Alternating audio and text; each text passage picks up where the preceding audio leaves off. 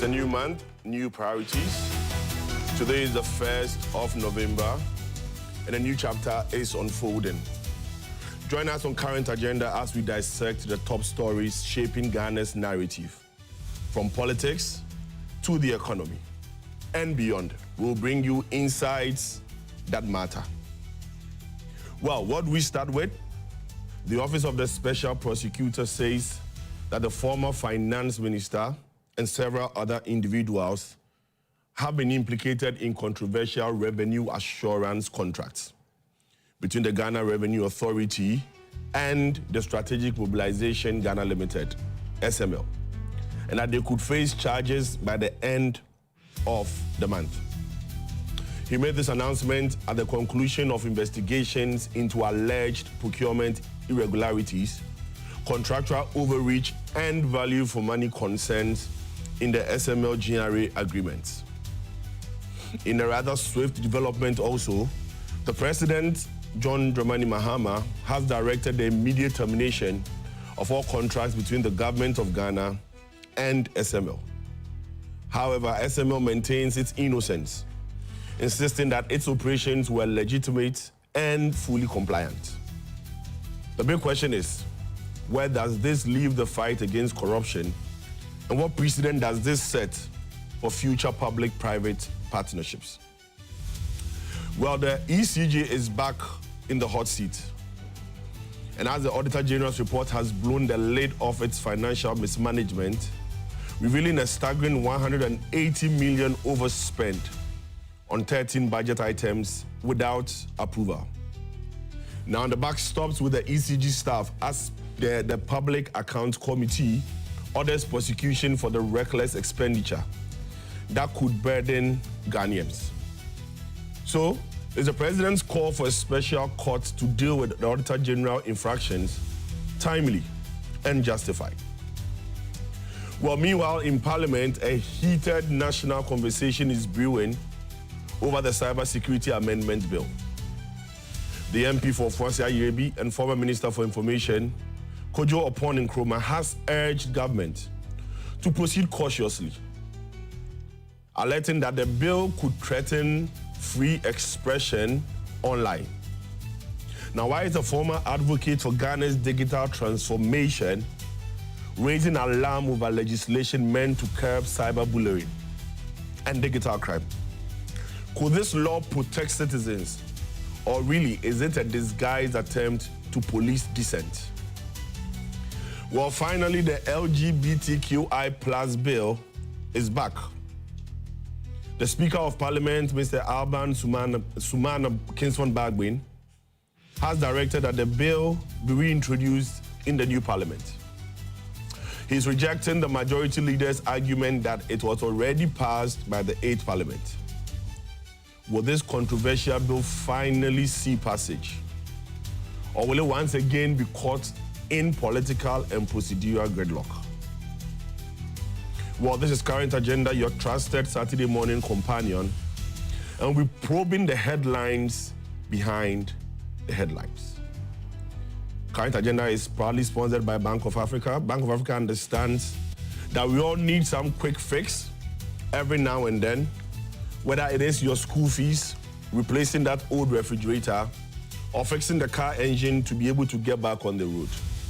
The Quick Fix loan package was made with you in mind. Seize the opportunity and let your tough times make way for that soft life you've been dreaming about.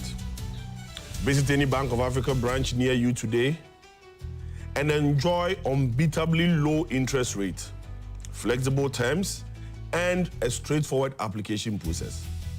You can call Bank of Africa on 0302 429 333 or 0302 249 690.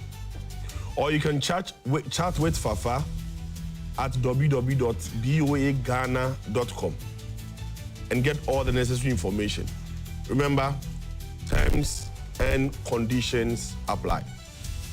Bank of Africa, as strong as a group, as close as a partner. We are also sponsored by NPA. NPA says that if you have any concern with the fuel you buy, if you suspect that you are being underserved, if the quality of service is a concern, if the amount of fuel you buy is not what you get, you have 48 hours to report, and investigations would be initiated to make sure that your concerns are addressed.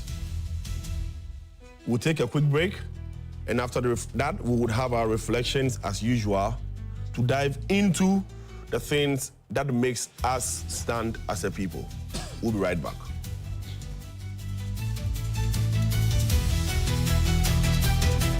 Current Agenda is brought to you by Bank of Africa, the African bank with global reach.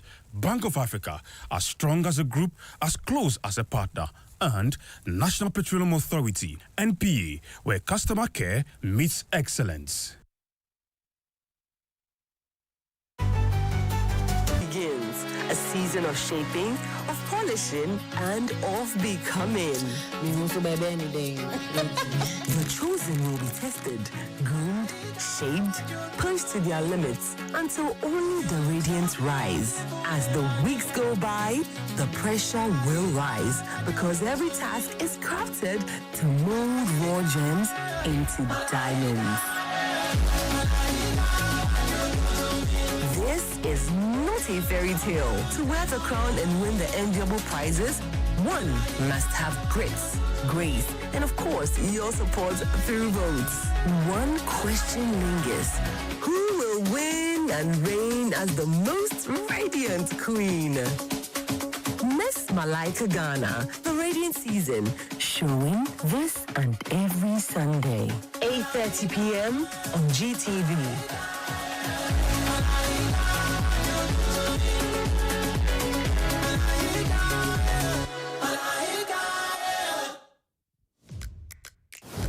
Meet Kwame. He's not just any Kwame. He's Kwame the TV license legend. Kwame knows that by paying his TV license, he's supporting GBC, our public service broadcaster, and he's making a real difference. Kwame's contribution helps bring our communities closer together. Because of Kwame and others like him, we will all have access to amazing TV programs, educational content, plus broadcasting infrastructures are maintained and our culture is beautifully promoted. So GBC is asking all to respond to this civic obligation and pay your TV license fee. For individuals, it's 3 CDs per month or 36 CDs per year. If you have multiple sets, meaning 2 or more in your household, it's 60 CDs per year. For commercial institutions, it's your number of TV sets by 36 CDs per year, and you pay the invoiced amount directly to GBC. So let's all take a moment to appreciate Kwame, the TV license legend. Wherever you are, just dial *447*333# and follow the prompt. It's your civic duty, so pay your TV license today. GBC, the authentic and trusted voice of Ghana.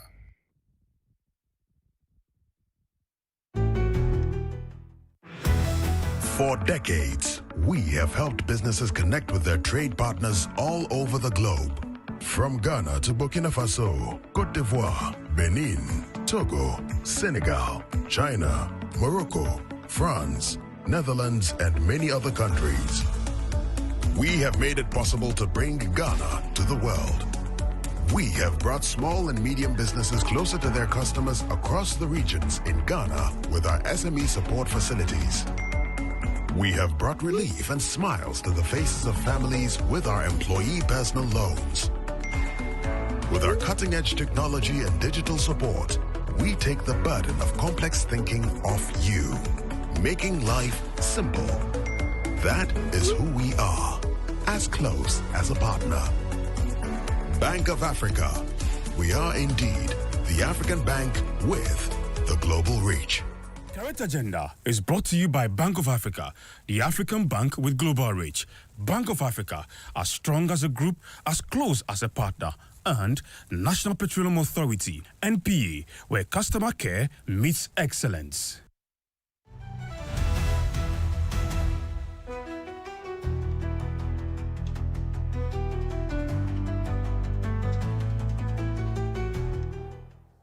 Well, welcome back, and thank you for staying. So this morning on Reflections, I I'd want to turn my attention to a story that mirrors both our potential and our neglect. Somewhere on the quiet Kumasi hillside, the skeletal remains of the Kumasi jute factory stand as a haunting reminder of Ghana's lost industrial glory. A once thriving monument to Nkrumah's vision, now shrouded in silence and decay. This was an idea, visionary leadership idea conceived by Dr. Kwame Nkrumah and was built by Taylor Woodrow in 1962. Now, the Kumasi Jute Factory was a multi-million city flagship project that embodied the nation's industrial ambition.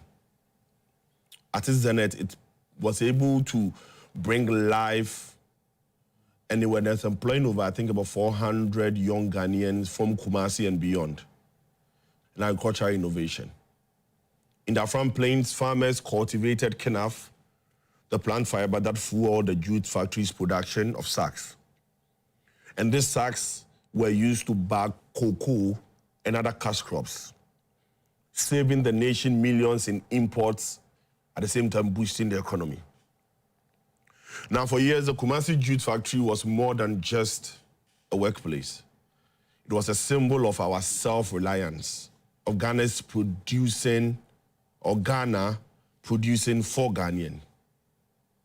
But the dream didn't last. By the early 1990s, the factory's engines went silent. Its machines surrendered to rust, and the workforce dispersed, leaving behind a landscape of broken industry and lost opportunities. As you can see on your screen, these are the machines that are quiet, silent, rusting, and not producing a single thing. Enough kenaf being grown to feed the machines. And that was enough reason for a whole economy to come to a standstill. From 1990 to 2025, the reason behind the entire decay was that there was not enough kenaf. Today, these vast warehouses stand empty. And the warehouses are large enough to cover over 4 football fields. That's how huge and big it is. We spend millions in importing the same jute sacks from Niger, from Burkina Faso, and from Nigeria. Jute sacks that we could have produced in Ghana. Jute sacks that we could have developed the whole economy on. Governments come, governments go. We all talk about jobs. We all talk about we want to increase industrialization. We hear one district, one factory. We hear this, we hear that. What is the challenge? Is it that our eagerness is in building but not in maintaining? What is more important to us? Sustaining what we already have, or letting it rot and starting all afresh? And so the Kumasi Juice Factory has become part of a sad pattern. A story repeated across the country, where once vibrant state enterprises have been left to rot. But perhaps this story should not just end in sorrow. Perhaps it should remind us that development is not just about building new factories, but about sustaining what we already have, nurturing what our forebears began. If we talk about sustainability and we carry people on presidential travels to go for sustainability conferences, and we are unable to sustain things to even live beyond 40 years as a people, 50 years as a people, if we cannot talk of local value addition, then what are we talking about? Why can't Ghana revive its own jute factory? To create jobs, to reduce imports, to empower farmers once again. What is the difficulty? This will not only honor the memory of or the vision of Kwame Nkrumah, it would also honor Ghanaian spirit of self-sufficiency. We've heard a lot of cliches, a lot of slogans. Ghana beyond aid, we've heard it. We are hearing self-sufficient. This all terminates. Where does it all end? Does it just form part of a larger conspiracy just to procure? Is the nation's pulse or our leaders, are their pulses only on capex, capital expenditure, and not on operational expenditure? Well, this has been Reflections on Current Agenda, reminding you that as a nation, we do not need to forget our past projects. Because when we do that, we risk abandoning its future dreams. The young ones are looking up to us. The Generation Z, the Alpha and the Beta, are looking up to us. Their big brothers, their uncles, their fathers, their grandfathers. The legacy we bestow, we hand over, continue on the discussions. And for us to continue to remain Ghanaians wherever we find ourselves. Like I always say, you're not a Ghanaian simply because of the blood that runs through your veins, but you're a Ghanaian because the touch of Ghana burns hard in your heart. This is my take, this is my reflection, this Current Agenda's reflection for today. I hope it stirs something up in you. Well, back in studio, I have three gentlemen. But before I introduce them, I'll take a quick break. Right after my break, I'll introduce them to you. I'll be right back.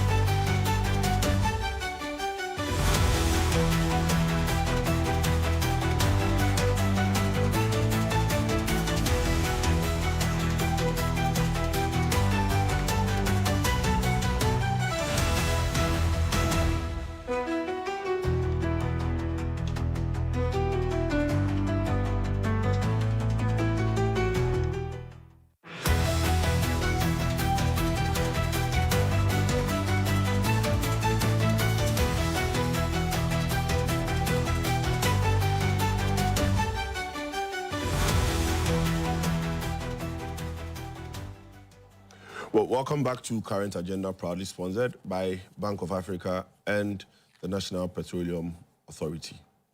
In studio with me to discuss the issues for today, I have to my immediate left, Dr. Thomas ANABAH. He's the MP for Garu constituency. Doc, good morning. Good morning to you. I like your white smoke. Thank you very much. We've mourned several weeks. Yes. At least try to change a little the color. It's interesting. From this morning when I was coming, I was recalling the number of, should I call it, special funerals. Yes. We've had the Lumba, we've had the helicopter 7. I think we just had our former First Lady. Yes. I've announced 3 on this program. I'm praying I don't have to announce any before the year ends. We had to mourn her because she looks like a mother to some of us. Yes. We went to Cuba and Jerry John Rawlings, yes. She was very kind to us. Anytime we had problems in Cuba, we used the 31st December Women's Movement through them to get support for us. So we mourned with the family and we pray that the Almighty God would receive him in the bosom of his kingdom. Okay, right. Dr. Nanayao ADUTWUM. Doc, how are you doing? Very well. Thank United you. Party. Ghana first. United Party. Ghana first. United Party. Ghana first.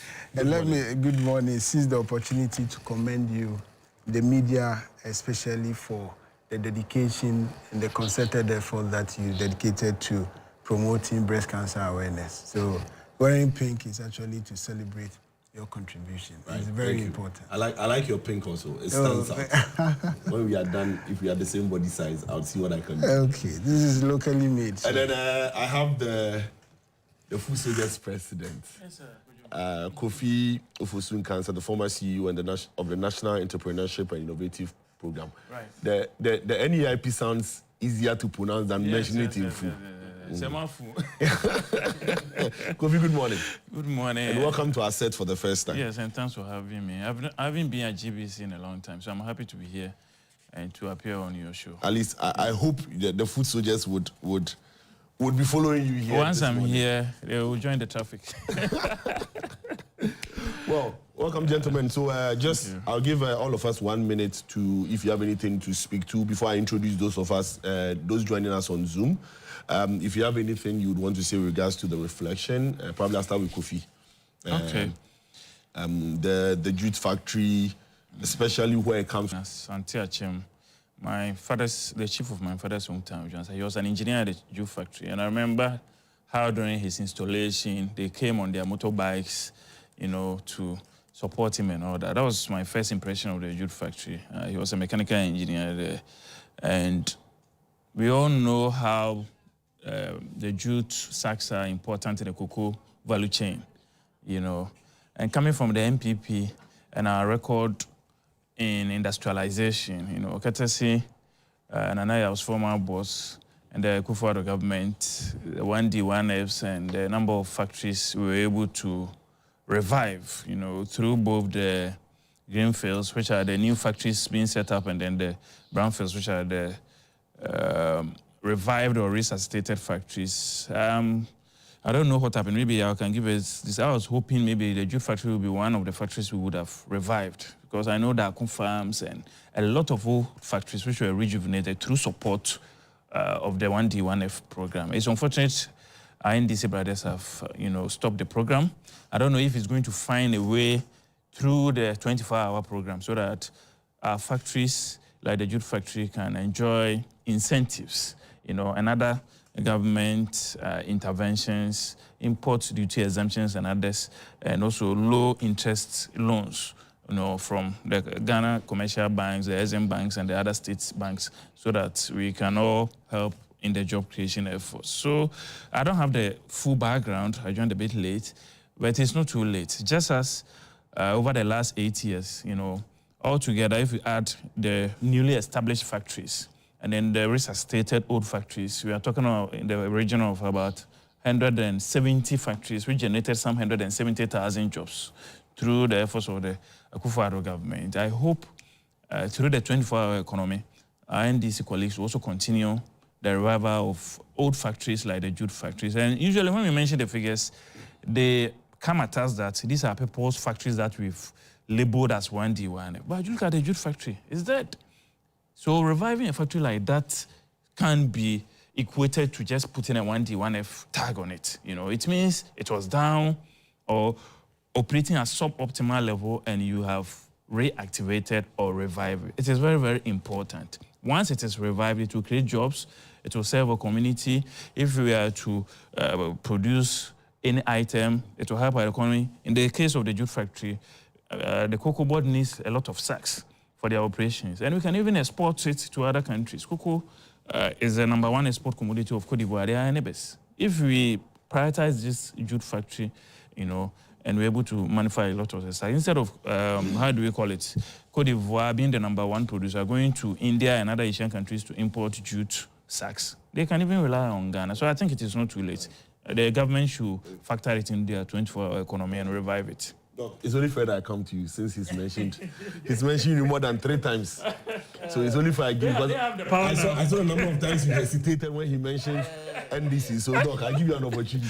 Thank you very much. This is a very good reflection, and for we Ghanaians who are patriots, let's try to emulate His Excellency Dr. Kwame Nkrumah to make sure we add value to anything that we do in this country, not exporting raw items.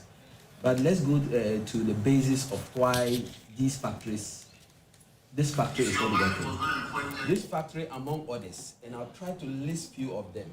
A match factory, a Posambo Textile Limited, Kumasi Shoe Factory, Palugu Tomato Factory, a Suchuari Sugar Factory, Commander Sugar Factory, and the Gihok Fiber Produce Factory, Ghana Black Star Lines.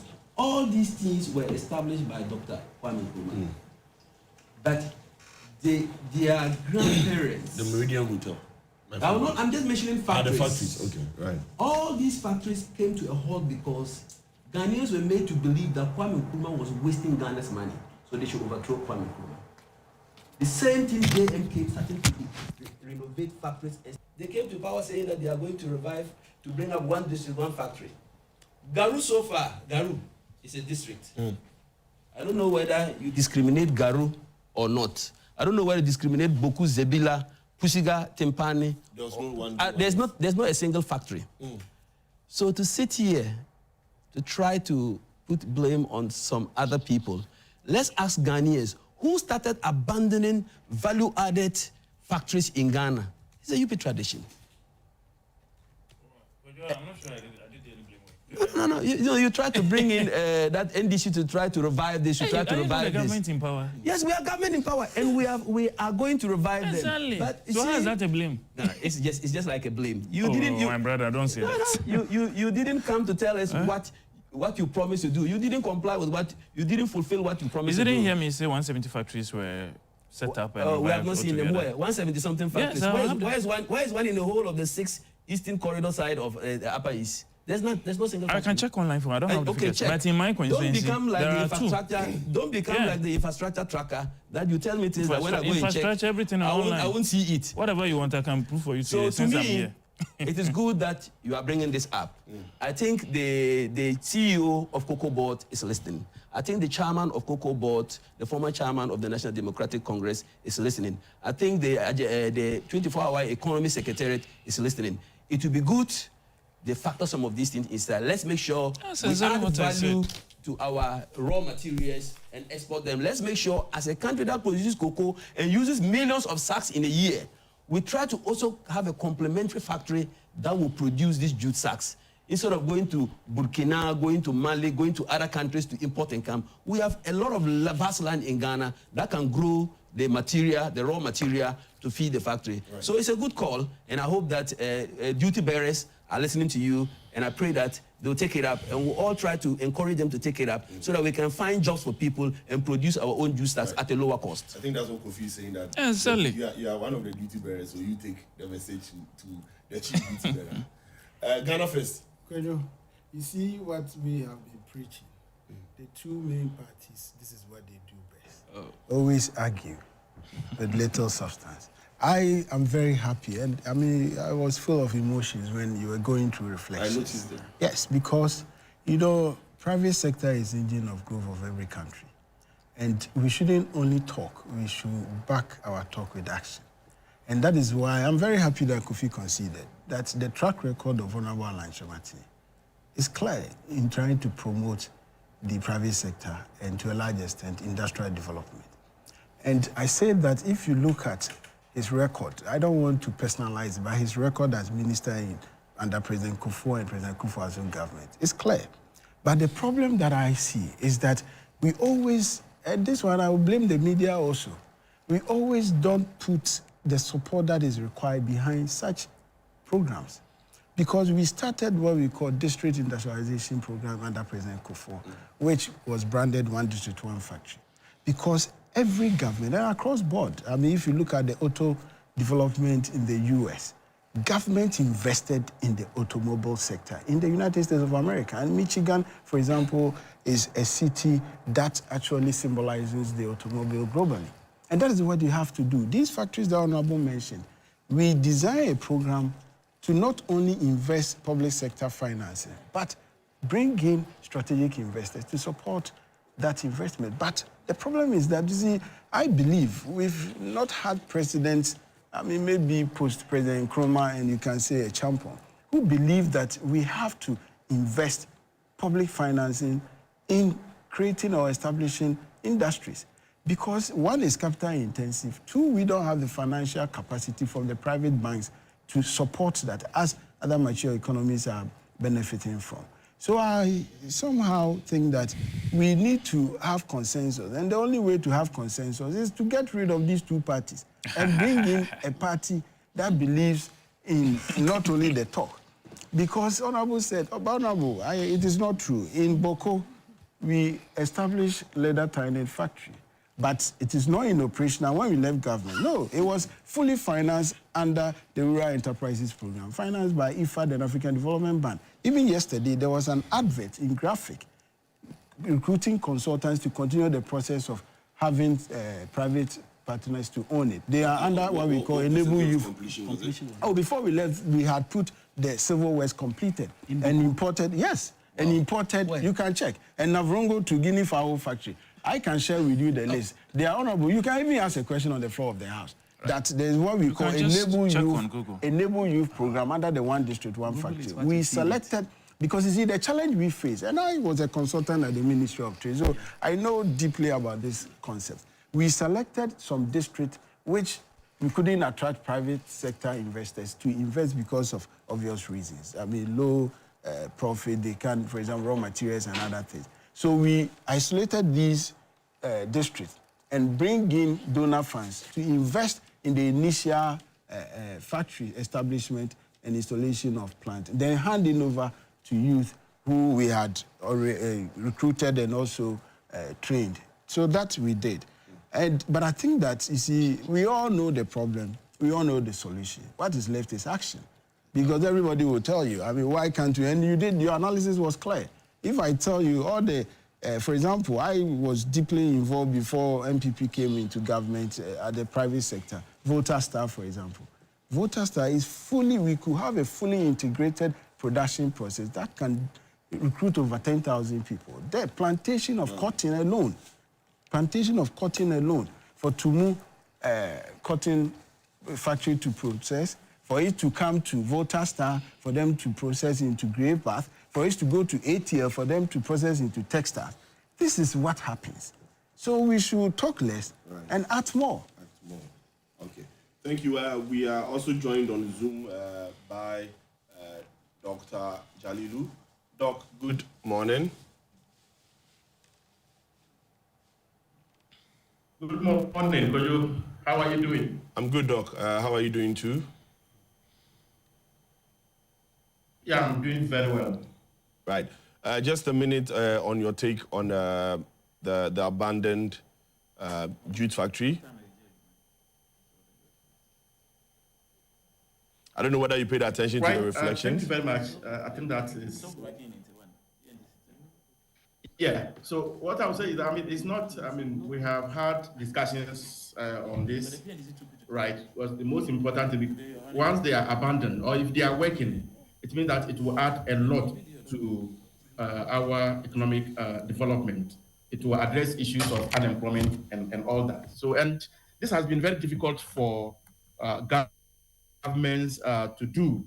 When they are in opposition, they give us all kinds of promises as to when they are voted into office, they'll be able to address that, right? But unfortunately, when they come, when they are unable to address some of those issues. So I think that as we keep on talking about it, it's also a reminder to our government that when we talk about unemployment, I mean, issues and what other these are some of the things that I think that do when we are able to keep them working, then we'll be able to address some of our challenges, right? So I think that it's a good conversation, but we hope that, I mean, government will take, will listen to the citizens, will listen to expert advice and all that, and see how some of those companies can be revived, right? And then so that they will make, because if we look at certain points, I think the first,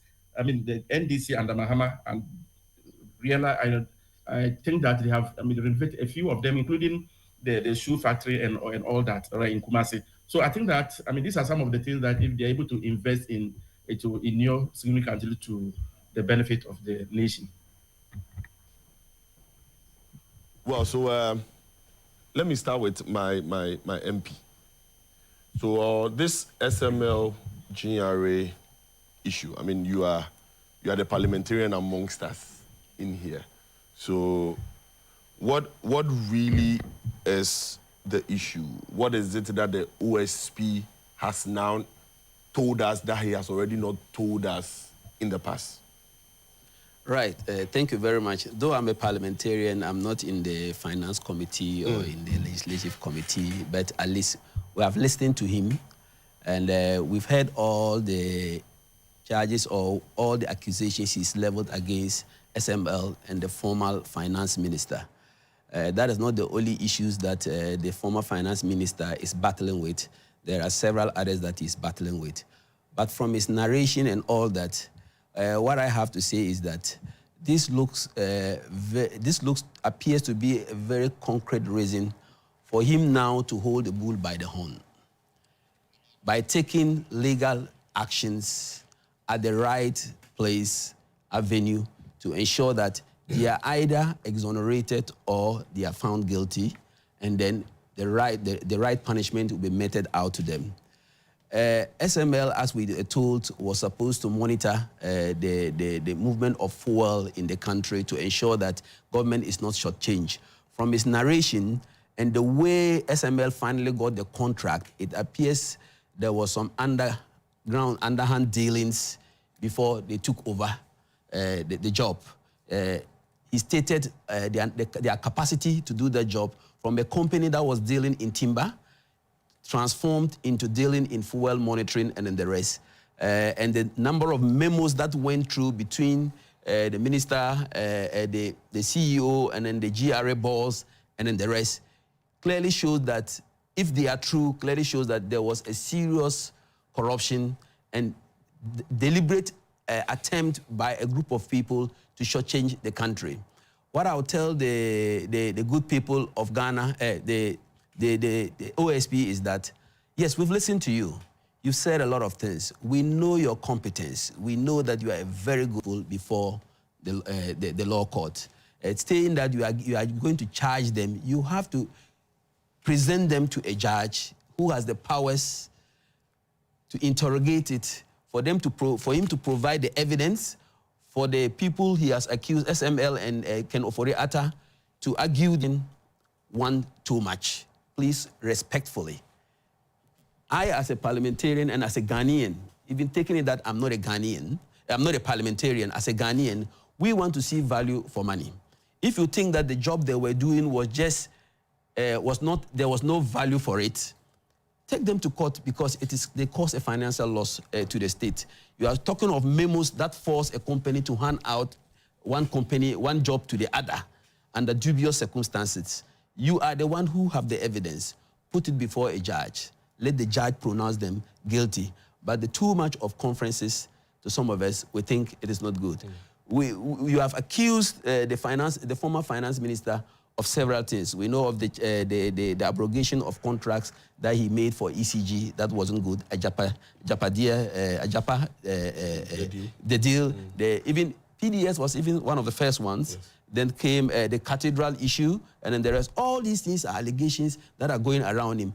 Why don't you finalize this? I think that before the year ends, we want to see some people in court and him presenting his argument, and then them defending themselves, and we see finally what will happen, so that at least Ghanaians would be content during the Christmas, that something is really taking place for us to... That's interesting. No, Ghana will be content that at least, no, not that I want them to be in Sawam. I'm saying at least we can't be spending that huge sum of money on his office. That is my belief. And we are not seeing anybody being taken to the law courts. We need it. If it is a plea bargain they are doing, then let's hear it, and let's see how much money they are returning to us, and we'll be happy with that. Okay. So to me, let's have a quick view of the OSP when he was speaking to the charges. After I'll come to KOFI to get his view also. So let's listen to the OSP. Public official promoters, sponsors, and patrons of SML then proceeded to firmly entrench the company in the public revenue assurance space by once again mounting another contract upon a contract which was itself based on nothing. So by a contract dated 1 April 2019 between GRA and SML, recited as made pursuant to the 1 January 2019 contract extension, GRA appointed SML to provide external services to Customs Technical Services Bureau, CTSB. This contract was reckless by all accounts, as it was executed and implemented at a time when SML still did not possess the capacity, experience, and expertise to perform the services it was originally engaged to deliver. It beats the imagination then that the public official, promoters, sponsors, and patrons of SML added on additional services in respect of which the company had absolutely no skill, expertise, experience, and capacity. It was a case of more money for no work, and much like the 1 January 2019 contract. Okay, right. So just a bit of information on the SML. So SML, then it was SMEL, was incorporated, I think, in February 2017. Then I think in between June and September, there were 3 attempts by the GRA to single source SML for a contract. And then in November 2022, SMEL changed its name officially to SML. This is information available on gna.org.gh. Then 1st June 2018, then in October 2019, there was a very key contract that was signed, the transaction audit and external verification services, and then also measurement audit for downstream petroleum with SML. Then in October 2023, specifically 25th October, there was a consolidation of revenue assurance services contract that was signed. That contract expanded the scope from the downstream to the upstream petroleum and minerals and metals audit verification. Then 2nd January, I think in 2024, the then president, Nana Addo Dankwa Akufo-Addo, directed an immediate audit of the GRA SML contract by KPMG and suspended the performance of the contract. Then in April 2024, the president directed the Ministry of Finance and GRA to renegotiate the contract based on the audit findings. There were issues that were raised based on which the state felt that we need to go back to the table. In May 2020, the audit and external verification was terminated. And then GRA made a public announcement on same also in 2024, information picked from MyJoy Online. The audit report from KPMG indicated that the GRA did not obtain the required approvals from the Public Procurement Authority and from Parliament for some of the contracts that were signed. And then also, SML asserted that the contract duration was 5 years, even though some media allegation indicated that it was rather a 10-year deal. So just to give a bit of information on all that has transpired over the period. So basically, this whole brouhaha about SML GRA was not something that only started now. It started in the previous administration, the back and forth, the audit and all those things. So it's just a continuation of what had already begun. So Kofi, yes, I mean, from what I've said, this started from when your party was in power. There was some audits that went into it. Yeah. There was some termination or what seemed like that of the SML. Yeah. So, but then now I hear NPP people still complaining. Complaining about what? About this whole OSP, SML, Ofori-Atta. Yeah. Is a complaint about the SML or the involvement of Ofori-Atta in there by the NPP? Well, I think people are generally disappointed in the work of the OSP, his approach. It's been more of PR, you know, managing information to get Ghanaians on his side, to paint people black instead of gathering evidence on time, getting his dockets ready to go to court. If you may recall, not too long ago, the Attorney General himself came out to say that he's not be able to start the extradition process of Ofori-Atta because the docket is not ready. This SML issue started... The Office of the Attorney General, you mean? The Office of the Attorney General. This SML issue started in 2023. You know, Manesi Azuri started the investigation, forwarded to you. The government, then President Akufo-Addo's government became aware of it, forwarded it to KPMG, one of the big fours, global big fours for investigation, and their findings are out in public. And for 2 good years, we've not been able to, you know, prepare any charges, file any charges against the accused. It's been press conference after press conference, just naming and shaming people without any criminal proceedings starting. So I think that is what people are complaining about and disappointed. And it seems to be modus operandi of the government in general. Because if you look at the AG himself, he comes and do press conferences to call people criminals, part of jungle behavior, members of criminal enterprise and all that, even before filing charges at a court of competent jurisdiction. And I think that is very unfair. And I've seen the minority in Parliament, for instance, come out to condemn that approach. You know, nobody is against fighting off corruption.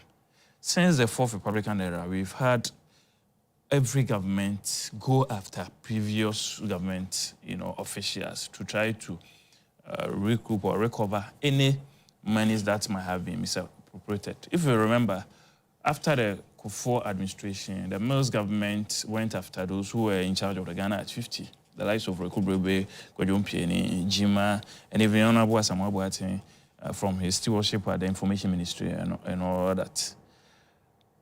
I would applaud that government and the Minister government for the approach. We didn't see this media trial of cases then. They filed the charges, they went to court. At the end of the day, most of the accused were freed. In fact, all of them, not even one of them, was convicted of any of the allegations that were made against them. After that, we had the Akufo-Addo government also come, and Madam Gloria Akufo, the then AG, and Godfrey Dame went through the normal criminal proceedings, filing charges and making sure they take the evidence to court. We secured 5 main criminal convictions, cases: the venture capital case, Maslock, the National Communications Authority case, Capital Bank case, and lost in the 214 case. That is justice, you know. The facts didn't support his case, so he won, and the government convicted 9 out of the people who were, you know, standing trial. There were other pending cases, and our colleagues came and they filed null prosecution. Then was Operation Recover All Loot, not Operation Recover MPP Loot. So how do you file a null prosecutor in the Collins Dauda case? A case which involved as much as $200 million, because you're supposed to build 5,000 houses and he put up 1,500. But he had 8 years to conclude that case. Yes, but criminal prosecutions take time. I don't think anybody can tell me we don't have criminal cases pending in the courts which are more than 8 years. Why didn't the AG file a blanket null prosecutor for all criminal cases, but only filed for the politically exposed people? It means the intention was to free the NDC people. I think that was very unfortunate. Now, coming to the SML case, what occasioned this revenue assurance system? You know, I have worked in the telecom sector before, and revenue assurance is very, very important. Every enterprise which has to do with revenue administration has some revenue assurance function which ensures that there are no leakages and manipulation in the system. The National Petroleum Authority has some oversight over lifting of volumes of fuel from the BDCs to the OMCs for sale and all that. But we all know the politics in that industry. So I think having an independent third-party oversight over volumes that are lifted so that we will be able to calculate appropriate taxes, which the state is supposed to have, is a call in the right direction. Why am I saying so? I have some reports here.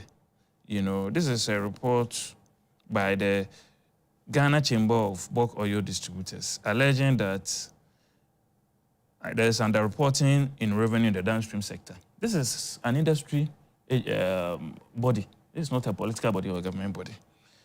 Again, the Ghana Revenue Authority commissioned Ernst & Young, which is also one of the big four, to do an investigation on the need for revenue assurance,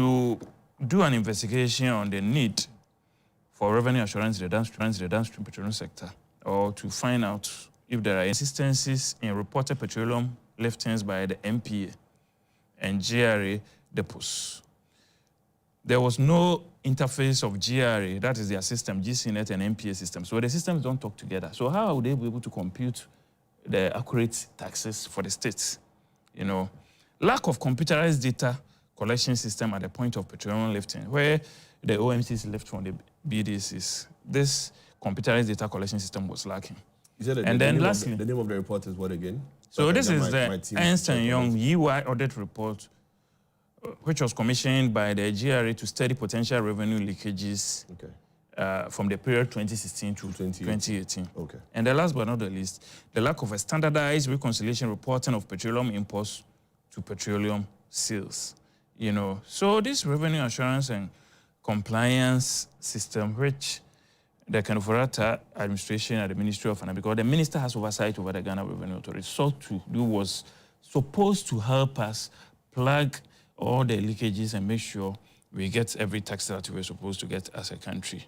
Now, when the issue came up, the president didn't sit aloof, the president and President KOFI, to say that because Ofori-Atta is part of my government and he started the implementation of this revenue assurance system, I will not commission any investigation into it. He commissioned an independent auditing firm, KPMG, which is a reputable international Big Four, to investigate and report back. But you would admit that was an operational audit.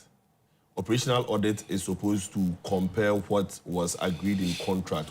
It was a holistic audit. Yes. If you allow me, I'll read the terms of reference briefly to you. They were supposed to ascertain the rationale or the need for the assessment performed prior to the contract approval by GRA. So the need for that system was part of it.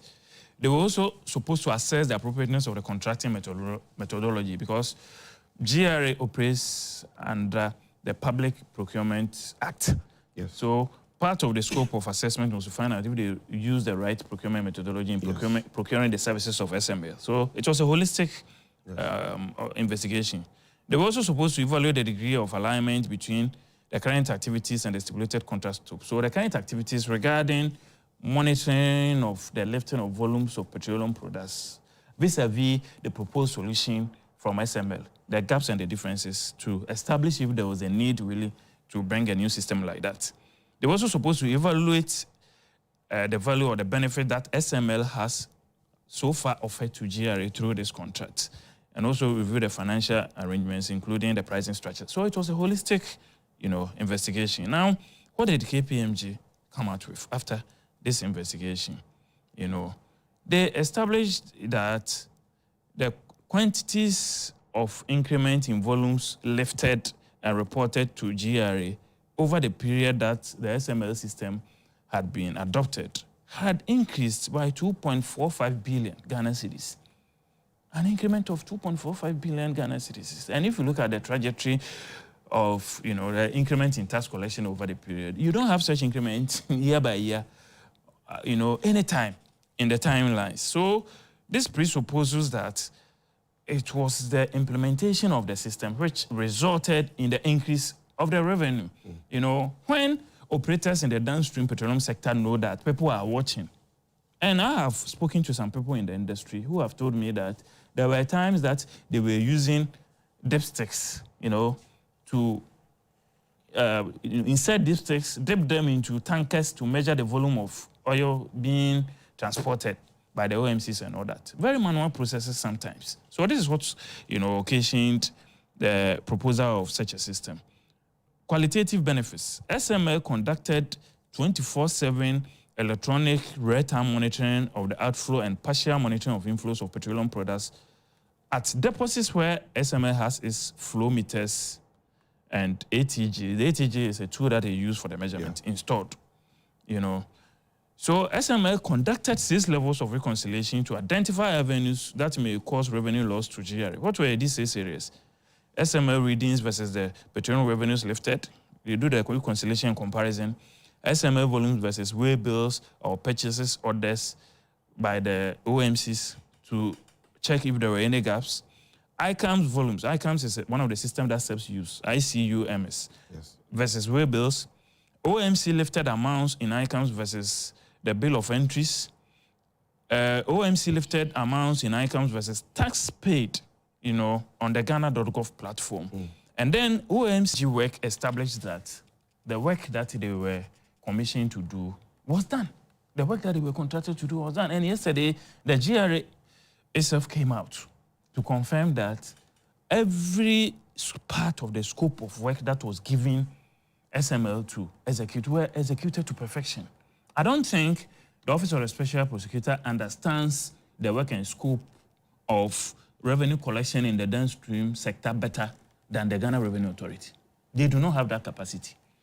As part of the investigation, they would have to rely on GRA officers, MPA officers, to ascertain if the work that SML said they had done had indeed been done. So if the GRA is coming out to say that this work was done, and the independent auditing firm, which were contracted by the Akufo-Addo government, have also come out to confirm that the work was done, and actually there was a revenue increment of what? 2.4 billion, out of which about 29%, based on the contract, went to SML.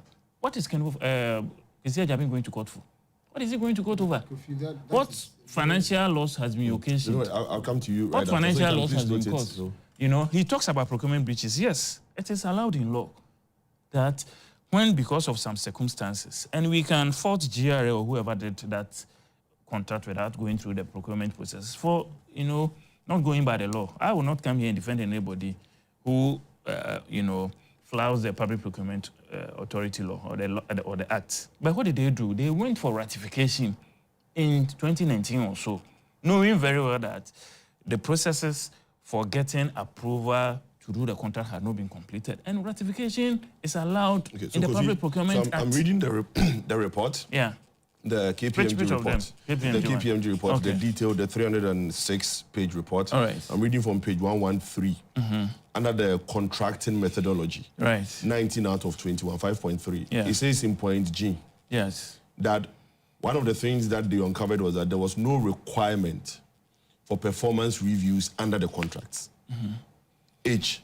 Fees under the relevant contracts are not directly tied to performance milestones and or the value derived from the SML's activities.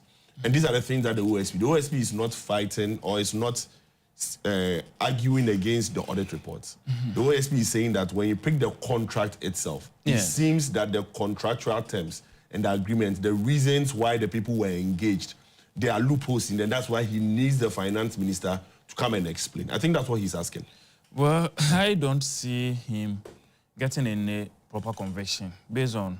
I've not been able to read the full KPMG report, neither have I been able to read the full SP report. But from the executive SML, for work that they did, some work that they did last year, the contract has been abrogated, right? Fair, fine. It is a government right to cost to the state, as we have happening when contracts are abrogated without the due process. You know, but as far as they did ratification per the Procurement Act, and as far as the Ghana Revenue Authority, who would be, I don't know if they will be a witness for the accused or they will be a prosecution witness. In this case, I don't think they will serve as a prosecution witness because their account is opposite of what the OSP is saying. Right. They are confirming that we give the scope of work to SML, and per our analysis and experts monitoring and measurement, we believe that the key performance indicators that we give the SML has been achieved. Okay. What basis are you going to I think use to say that they've caused any financial loss? In the press statement or the press release by the SML, yeah. I think it was done 31st October yesterday. Yeah. I would just touch on the point 4. No, the point 4. Yeah. Titled "Questioning the Basis of the 125 Million Recovery Claim." SML questions the basis of, and I think that's what KOFI is saying. SML questions the basis of the purported 125 million Ghana cedis to be recovered by the state, as evidence on record clearly indicates otherwise. In fact, the state owes SML. Exactly. Official statements on verified performance data and financial reconciliations are available directly from the GRA. SML's revenue assurance audit systems were developed entirely at its own cost and risk, without any financial support from the state. To date, our systems remain the first of its kind, fully integrated, multi-site digital audit and assurance systems in the world.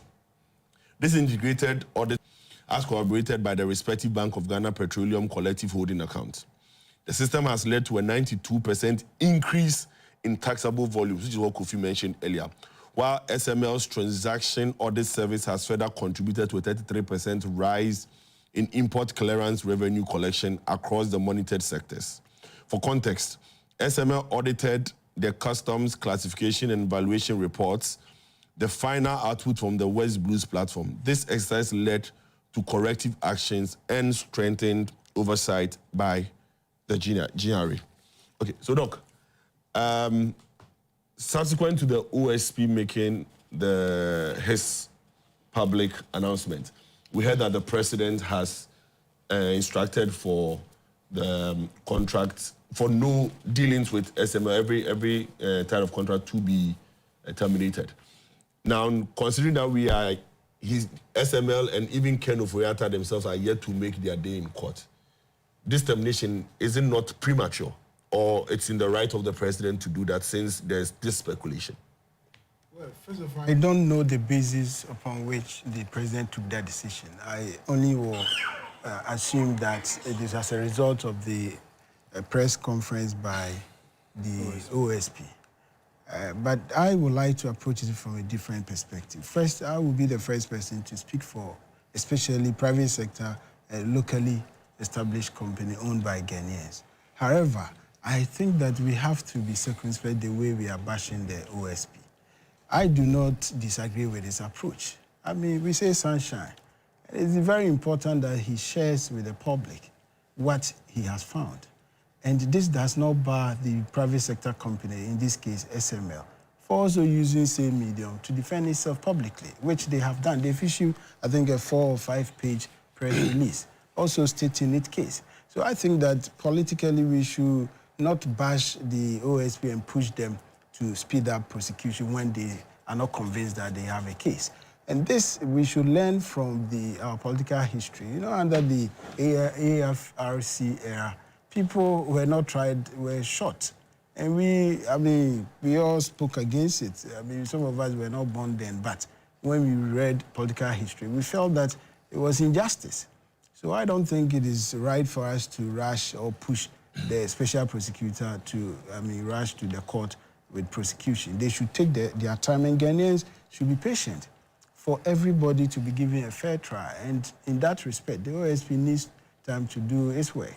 But back to the substantial matter, I think that, you see, what we suffer from is widespread across all sectors. The trade facilitation landscape or ecosystem is, if you look at what happens at the customs level, we have too many players doing similar or same jobs. And that is, I think, one of the anchors of the OSP's case, that if you analyze the ecosystem technically, you realize that the job that GRA wanted to be done did not require starting another procurement process, because you could have added the scope to an existing supplier or service provider, or customs, could have also set up a new department or train its people or invest in the infrastructure to do that work. Because value for money is what the OSP, I think, is fighting for. And it is not only this OSP. If you remember when West Blue was contracted by customs, in 2014 thereabout, the Dankwa Institute, which KOFI is very proud to associated with, fought the inclusion of West Blue, because the argument was that West Blue was not coming to do any job that will add value to customs operation. But you see, to hang your case on the fact that when they started their work, there was an increment in revenue over 2.1 billion. In my view, it's oversimplification of the matter, because there could be other factors accounting for that. Have we checked the volume of crude oil during the period that KOFI or the report was alluding to? That is very key. The fact that there was a significant jump in revenue doesn't mean that it was as a result of the inclusion or work of SML. The report needs to go beyond that and look at factors that contributed to that. And I think I do not have the benefit of seeing that. Another point is that we must also build our state institutions, to perform certain functions. I think that, it's good to have third-party involvement in trying to have promote transparency and value for money. But the customs unit of GRA must invest in regenerating itself to undertake certain very strategic functions of its own operation. Because you have very senior people, and KOFI said, when it comes to the technicalities, obviously, it's the customs people that know their job. And I have had the opportunity to work with them. They have highly competent people. What we do not do is we don't give them opportunity to deliver as expected. And I here agree with the OSP. And KOFI, you see, you should understand his case. He is not looking at the benefit of the post-benefit. He is saying that the process that you went through in procuring this service provider, you didn't go through the due process. And I don't see anything wrong with the process. Yes, I mean, you may not, because, I mean, you feel that it's your government or a minister under your government but you see, if you look at that, if I'm an ordinary person sitting somewhere in my village, I will see that this is purely orchestrated, because the process of ratification is enshrined in law, of course. But you can leverage that to your own selfish interest. And you could see that is the argument of OSP. I mean, these are, it doesn't necessarily. But of course, I mean, we are a nation, so we should be interested in morality. If you keep responding to me, you make your point. No, don't worry. Yes, of course. So I think that, I think that we should, in fact, look at about 3 of the parties, Colonel Damwa, when he was Customs Commissioner. I've also worked with some of the Special Commissioner Cranston. They are fine gentlemen. And I believe that we should give them opportunity to state their case. They can do it in public before they go to court. And the OSP is not buying them from doing that. But I would also like to state that we need to also understand that, be it as it may, when government changes, some of the collateral benefits we get is these investigations and uncovering, I mean, these monumental, fraud cases. And what I would say is that Kenyans should understand that believing in the pendulum swing, giving it to MPP, giving it to NDC, will not ensure that we benefit from that. Because as Kojo said, when this current Attorney General took over, there are cases that you could see he should have continued to a logical conclusion, but he didn't. For what reason? Very political reason. And MPP also will do the same when they get opportunity. Members of Parliament from the MPP have stated that they will do the same. Oh. So we have the benefit as Ghanaians. Ghanaians, I'm looking you in the eye. I'm telling you, let's stop this pendulum swing. That's giving it to MPP, 8 years, it goes to NDC and back and forth. We will not benefit. And I mean, the way to go is to tell them that we have the power and we decide that who leads our country and ensure the appropriate allocation of our resources to our benefit. Thank you. So we've been joined online by Professor KWABENA SARFO-KANTANKAH. He's a Dean Faculty of Arts, UCC, Political and Parliamentary Discourse Analyst. Prof, good morning.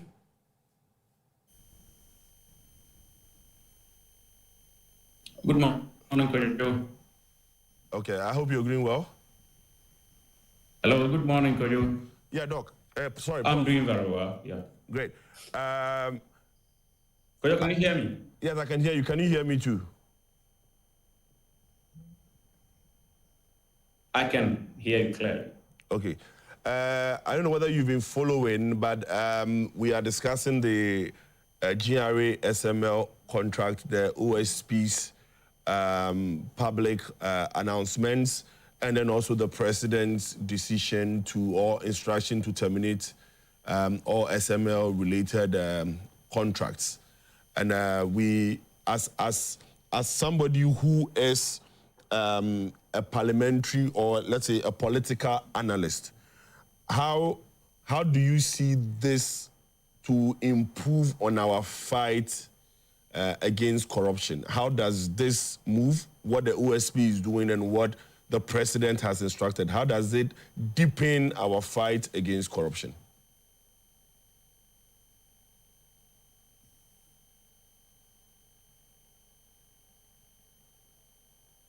Okay, so Doc Jalilu, are you can you hear me, Doc? Hello, Doc, can you hear me? I can hear you. Yeah, I can hear you. Okay, Doc. So, I mean, when I move from a professor and I don't get an answer, I come to a doctor. It's only logical that I do that. So, Doc, how does what the OSP is doing, how does it deepen our fight against corruption? I mean, you've heard my panel members say that we move from one government to another. We seem to chase the former. One person comes, tries to discontinue, and it keeps going. How does... what the OSP is doing is very important. And also, the directive by the president to halt the contract, I think that is in good, it's a good thing. I say so because from what I have read from the KPMG, some of the snippets of the edition, and then from the media, especially the fourth estate, all right, who did, detailed investigations on it. Because if you look at it, say that it was a revenue assurance contract between GRA and Ministry of Finance on one hand, and then the SML, right?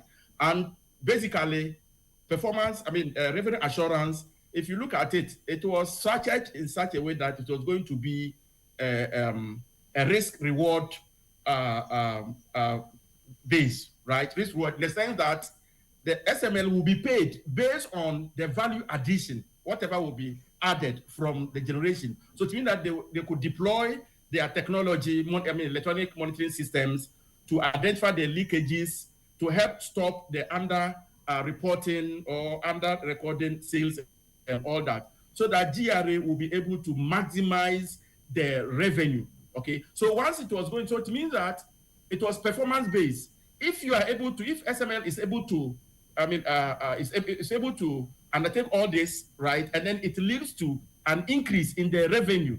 So if you're able to do that, then it means that they will be paid a percentage of it, right? But from what I have read from this, what they did was that even though it was a risk-reward deal, it became something like a fixed-free, deal, is in the manner that whether they are able to add value or not, they were paid, right? And that is for me, it's difficult. So if OSP is acting based on this, and apart from that, there were some other lapses, transparency of it, that if you, for example, okay, when they even expanded the contract to include upstream petroleum sector, right, and then the mining, the critical, institutions like the Minerals Commission and then the Petroleum Commission were not fully in before they even expanded. And I think for me, it's also another lapse. And if you look at the GRA, okay, the officials who represented us, that's GRA, to execute this contract, some of them later found themselves being executives of the SML, right? So this certainly, raises issues about conflict of interest and institutional capture, right? So these are problematic. And I think that what I'm praying for is that the special prosecutor must continue. People have reservations about, special prosecutors' role over the period. But I think that the last week, as I said, they have to redeem themselves by ensuring that they will do whatever it takes in order to protect the pest. So whatever the special prosecutor is doing, in my view, I think that is very, very critical. I think one of the panelists said something that, the GRA, they are experts in the area and all that, and they have done due diligence. I think that if you have read portions of some of the reports that we have read, like from the KPMG and then the fourth estate, I think that there are a number of issues that needs to be addressed, because, like I just indicated, if people that fronted or that represented the state, right, to transact a business of this nature, if some of them in the end ended up with SML becoming SML's executives, I think that, so it means that where people just doing certain things in order to maximize, or in order to create, right, opportunities for finances to be siphoned from the state and then benefit from it. So in my view, because if you look at it, some have put it about $100 million for example, like annually. And I think that once it was basically previously, it was a risk reward, based. I think that should have, once that was not continued, and they made it like maybe a fixed free deal where SML was paid of whether they have been able to maximize and all that. And also even the benchmarks formula that they were going to use to calculate whatever rewards that accrue to the SML. So, but if you don't do that, then how are you going to, how are you going to pay them, right? So it means that there were a number of issues. So if such issues were found, and I think that it was a good decision, one, to halt or to terminate the contract, and for OSP to look for people who participated in this transaction. And then my hope is that we are able to recover. It's not just about maybe at the end getting people to be jailed, but how are we going to recover? The most important thing is that we must recover recover the money for the state. So I think that it is a good thing if OSP is able to work on this, right? Certainly, that will also set some example for other people who are also engaged in some of these contracts, so that even the current officials, whether they are politicians, wherever you find yourself, and then you are transacting business for and on behalf of the state, the expectation is that you do so diligently, so that as a republic we do not lose funds. So I think that it is in the right direction. Thank you. I noticed that Prof is back. Prof, welcome back.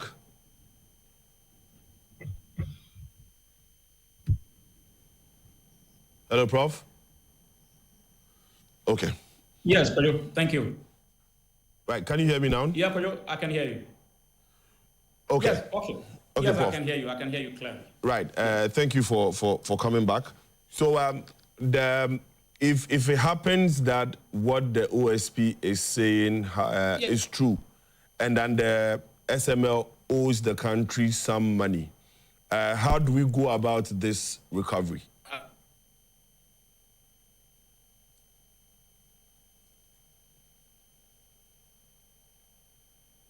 Okay, I think back in studio. So, our parliamentarian, Doc.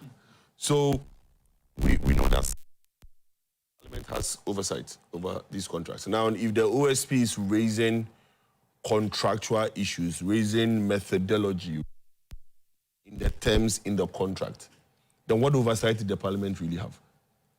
Definitely, as parliamentarians, we are to ensure that we monitor what is happening in all government agencies, ministries, and departments, to ensure that whatever deal they strike there is in the benefit of all Ghanaians. So if this information is getting to Parliament, a committee can be set up. The Public Accounts Committee is there, the Finance Committee is there, and then the rest. The chairpersons or the committee can decide to invite, decide to invite the OSP to come to explain, or they even go behind to look into it. And then at least next time we are going to pass laws or whatever we want to pass, we'll know how to put measures in it to prevent these kind of occurrences. Like we're just talking here about, my colleague was talking about, yes, morally it is not good for you to work to set up a company, give them a contract, and after 6 months, you come out and you are working with that company. Morally, it's not correct. But if you are talking of law, what law holds that person responsible that if something went wrong in that company you fronted for to get a contract with government, and after retiring you join it, what law do you have to hold him responsible? You know, there are certain employment contracts that states that if you exit within a period of, let's say, 2 years, 3 years, you cannot work in certain specific companies related. If the person's employment contract did not bar him from joining another company in 6 months, then that's what they're saying legally. What has he done wrong? Yeah, exactly. That's what I'm driving at. So next time we're going to do laws, in some of these, we can review some of those agencies, let the agencies review their terms of getting people engaged with certain companies, give them contract, and immediately they retire, they go and join those companies. And if that company is set to be not providing any value for money for Ghanaians, like the Fourth Estate was stating, or that there's a duplication of job, then we should be able to hold such people responsible. So as parliamentarians or as parliament, we're only to have oversight responsibility to advise and make laws that will make it difficult for such practices to happen. That is what I think we can do. Other than that, we have the Public Accounts Committee that is there. We have the OSP that is there. We have the Attorney General that is there. And once these things are picked up, they are supposed to pick them up and deal with them. And the result would influence Parliament's decision in setting up new legislatures that would not allow people to use moral issues to dodge criminal, to come out free when they have committed some blunders in the country, or create a loophole for people to be able to siphon government money through these illegal things. Because as a boss of GRA, and you write so many memos supporting a company to be given a contract, and to me, I wouldn't even attempt to go and join that company. I wouldn't attempt, because it will look very bizarre, especially when questions have been asked that this is not having value for money for the country. We know how the company started from a company that was dealing in wood, transformed from a wood industry. That is a fact. Yes.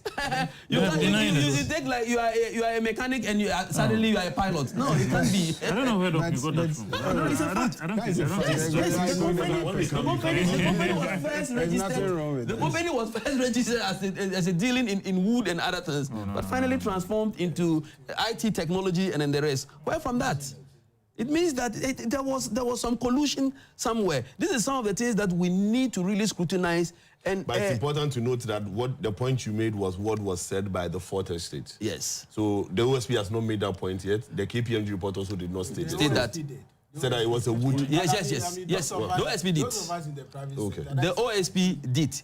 What I am saying is that for Parliament, the only thing Parliament can do is invite. No, wait. So let's get clarity. Yes. We are talking about what business the owner was involved in before. Not SML being a business doing wood. Yes. So we need to draw that distinction. Right. Okay. Because I can as I sit here, I can be an expert in broadcasting. No. There was an investigation to know that from a SNIT, the company had only one person paying SNIT. Is that not it? That's a different... How can a company having only one person paying SNIT be able to do that monitoring? Tell me who is working. But it's very possible it means that they did it, so they were going to group consultants to do that. No. Charlie, you see, that is where it looks... Yes. To our listeners. Yeah. Because if we also don't take care, we would give a different impression to our listeners that certain things are not done. Yeah. I can have a company where I am the only permanent employee in that company. Yeah. Everybody else that works for me are either on contract or are consultants. Yeah. It's possible. Yeah. So there are things that can be done. That is not to say that what you are saying is not the case. Yeah. But just not to also give the impression that that cannot be the case. But That's basically what I'm saying. To a company, because employment models and business structures differ. A company that is coming to monitor revenue streams of the petroleum sector, set in less than a year, with one person, is able to convince GRA that they have the capacity.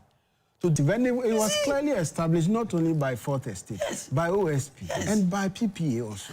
Because you see, this contracting, public contracting, goes through a very rigorous process. If you've tendered for a job before, you know sometimes the document is over 250 pages. For example, I just did one last week, and most of them set out special conditions of engagement. And as Honorable is saying, one of them will be your track record. Yeah. The company did not have track record. However, that doesn't mean that they cannot put in a bid that can say that, okay, I'm coming in with technical support, and I'm the local, let's say, partner.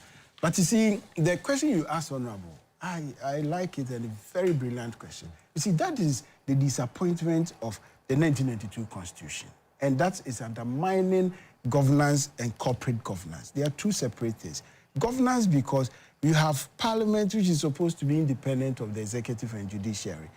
And because of the nature of our Constitution, Parliament is the same like playing two-dual role, being a player and a referee. I was expecting Honorable to say that, henceforth, we will push that Parliament is truly independent, so that members of parliament do not fight to be on the boards of these state-owned institutions. And I've had experience MPs lobbying to be on GRA board because they find GRA as a very, juicy place. You understand? So if you do that, what you lose is you lose your independence and objectivity to, for example, scrutinize some of these things. So I think... The reason why I ask that question is, now, at the time when this contract was brought to Parliament, we had a near split Parliament. Yes. So obviously minority had a strong voice. Now this contract would come mentioning SML. Obviously, if the committee that is supposed to review ask these questions you are asking, who is SML? Who is behind SML? When was SML incorporated? How many, if all these questions were asked, obviously, maybe we would not have been where we are. But if it was just passed through the system, like he's saying, because maybe somebody also there sits on a board somewhere, and if this is not, it does not happen, I would also not benefit. We'll be where we are. So if every one of us holds dear and is accountable for the responsibility given us, we'll probably not be where we are. Sure, that is true. If actually everybody is playing his role as expected, we wouldn't be where we are. We would have known that SML perhaps was not competent enough to do that job, or perhaps he didn't have enough staff to do that job and the experience was not there to do that job. But you see, Parliament can take a decision at committee level, they will vote. They come to plenary, they will vote. And even if you vote and there's one difference, it's Parliament. And you know what happens? That is it. It is Parliament only passes laws depending on when, after voting. If they vote and the majority has, even if it's one person, they have won it. So you don't want to blame Parliament. That is the democracy we set for ourselves. Perhaps we should say that there are certain votes that we need some percentage, and some other votes we need some other percentages. We classify some of the things that we are doing, some legislatures or some contracts, we classify them and know how to vote. But the nature in which, the manner in which Parliament has it now, in the standing orders, to say that this thing brought before Parliament must be passed is that majority plus one. Maybe we have to start looking at the people we take to because Parliament. What Honorable is saying is true. There are instances, the law is there already. You need 2/3, you can just have simple majority. But my fundamental point is that we have constitutional review ongoing. Good. We need to seize the opportunity to structure our governance such that we have independence of the three arms of government. That will empower Parliament to take charge of the monitoring and evaluation function in addition to their legislative role. Because you see, on three occasions, PPA said that you don't have the track record to undertake the scope of work defined. And you have state institutions stating this case. And that's why I'm surprised KOFI keeps making the argument that Mura. KOFI, you cannot take Mura to the bank. Let's be serious as a country. No, let's see. This public service. If we have moral rights, corruption will reduce. But you see, how do you say so if I condemn something on moral rights, it is morally wrong. But so we are saying the same thing. You are just saying it for saying sake. How are you in my mind? It's true. But it's true. You are saying it because you think it happened under your era and the people involved. So I should not say it's morally wrong. I'm saying that it goes beyond saying morally wrong. This case can be proven in court because there is a contextual evidence that one PPA stated that on 3 occasions you don't have track record. So you could see, as Honorable said, the GRA boss, Mr. Kofi Nti, on 3 occasions, going back, defending it. Immediately you retire or you were, reassigned. You went back. Covington is. Before he's being. Check those who are going to be prosecuted. We'll get my technical. But you see, the fact of the matter is that the fact, and you see, it goes beyond that. There's another gentleman that I know who also worked as technical advisor at Custom. Immediately after that, joined another company. And you see, this thing is going on in our country, and people sit and say it's moral. You can't prosecute. You can, and if not, your conscience will judge you. Anyway. So we'll take a quick break. This is a developing story. We will definitely revisit it. This is not the first time we've spoken about it. So definitely, when the gentlemen involved have their day in court, we'll definitely come back and discuss this properly. We'll take a quick break. When we come back, we'll delve into the ECG issue. Again, another issue of abuse. Oh, Kofi. What you've done is more than second round. What you've done is more than second. In fact, you've had second, third, and fourth round. We'll be back after this quick break. We'll be back after the break.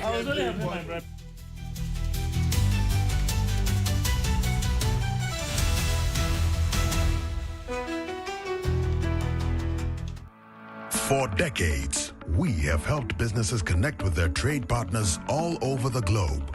From Ghana to Burkina Faso, Côte d'Ivoire, Benin, Togo, Senegal, China, Morocco, France, Netherlands, and many other countries. We have made it possible to bring Ghana to the world. We have brought small and medium businesses closer to their customers across the regions in Ghana with our SME support facilities. We have brought relief and smiles to the faces of families with our employee personal loans. With our cutting-edge technology and digital support, we take the burden of complex thinking off you, making life simple. That is who we are, as close as a partner. Bank of Africa. We are indeed the African bank with the global reach.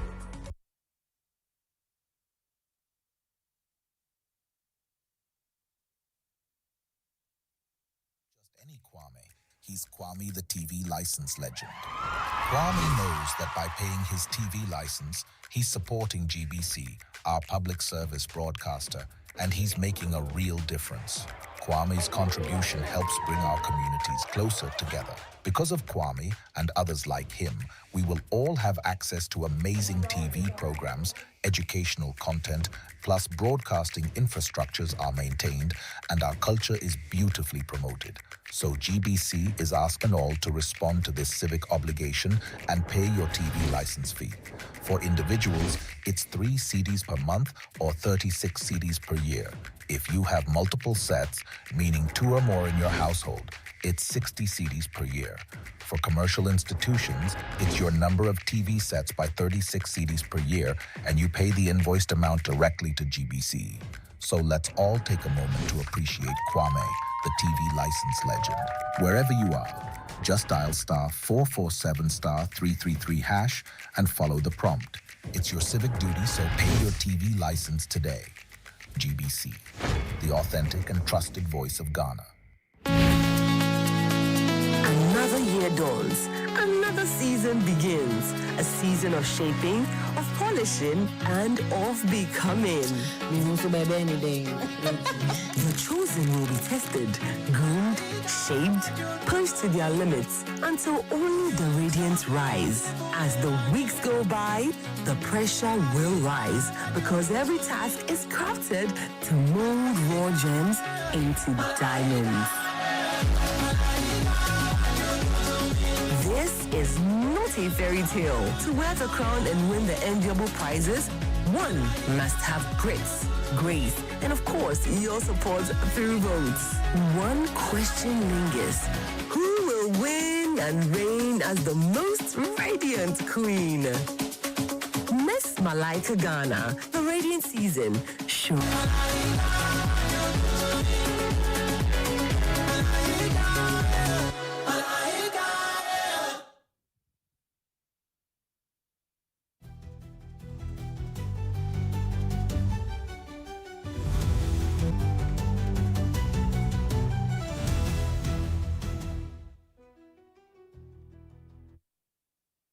Welcome back to Current Agenda, proudly sponsored by Bank of Africa and the National Petroleum Authority. We are going to discuss the ECG. Yes, you heard me, the ECG. And I know this is not the first time you are hearing about ECG. ECG, it looks like every year when the Public Accounts Committee or the Auditor General's report is released, there is a whole portion for ECG. This time we hear about 180 million budget overrun. What it means that monies intended to be spent have been exceeded by 180 million without any prior approval. Let's see let's watch the video on the Public Accounts Committee when this was being addressed. 9.3 million was your budget, but you spent 12.2.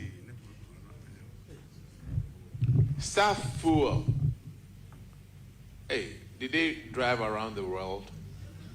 Budget was 2.8, and you spent 3.6 million. Communication expenses, ECG. Their budget was 4.2, but you spent 7.9 million. Consultancy, budget was 40 million, but you spent 58.6 million. All these you did it on your own without even board approval.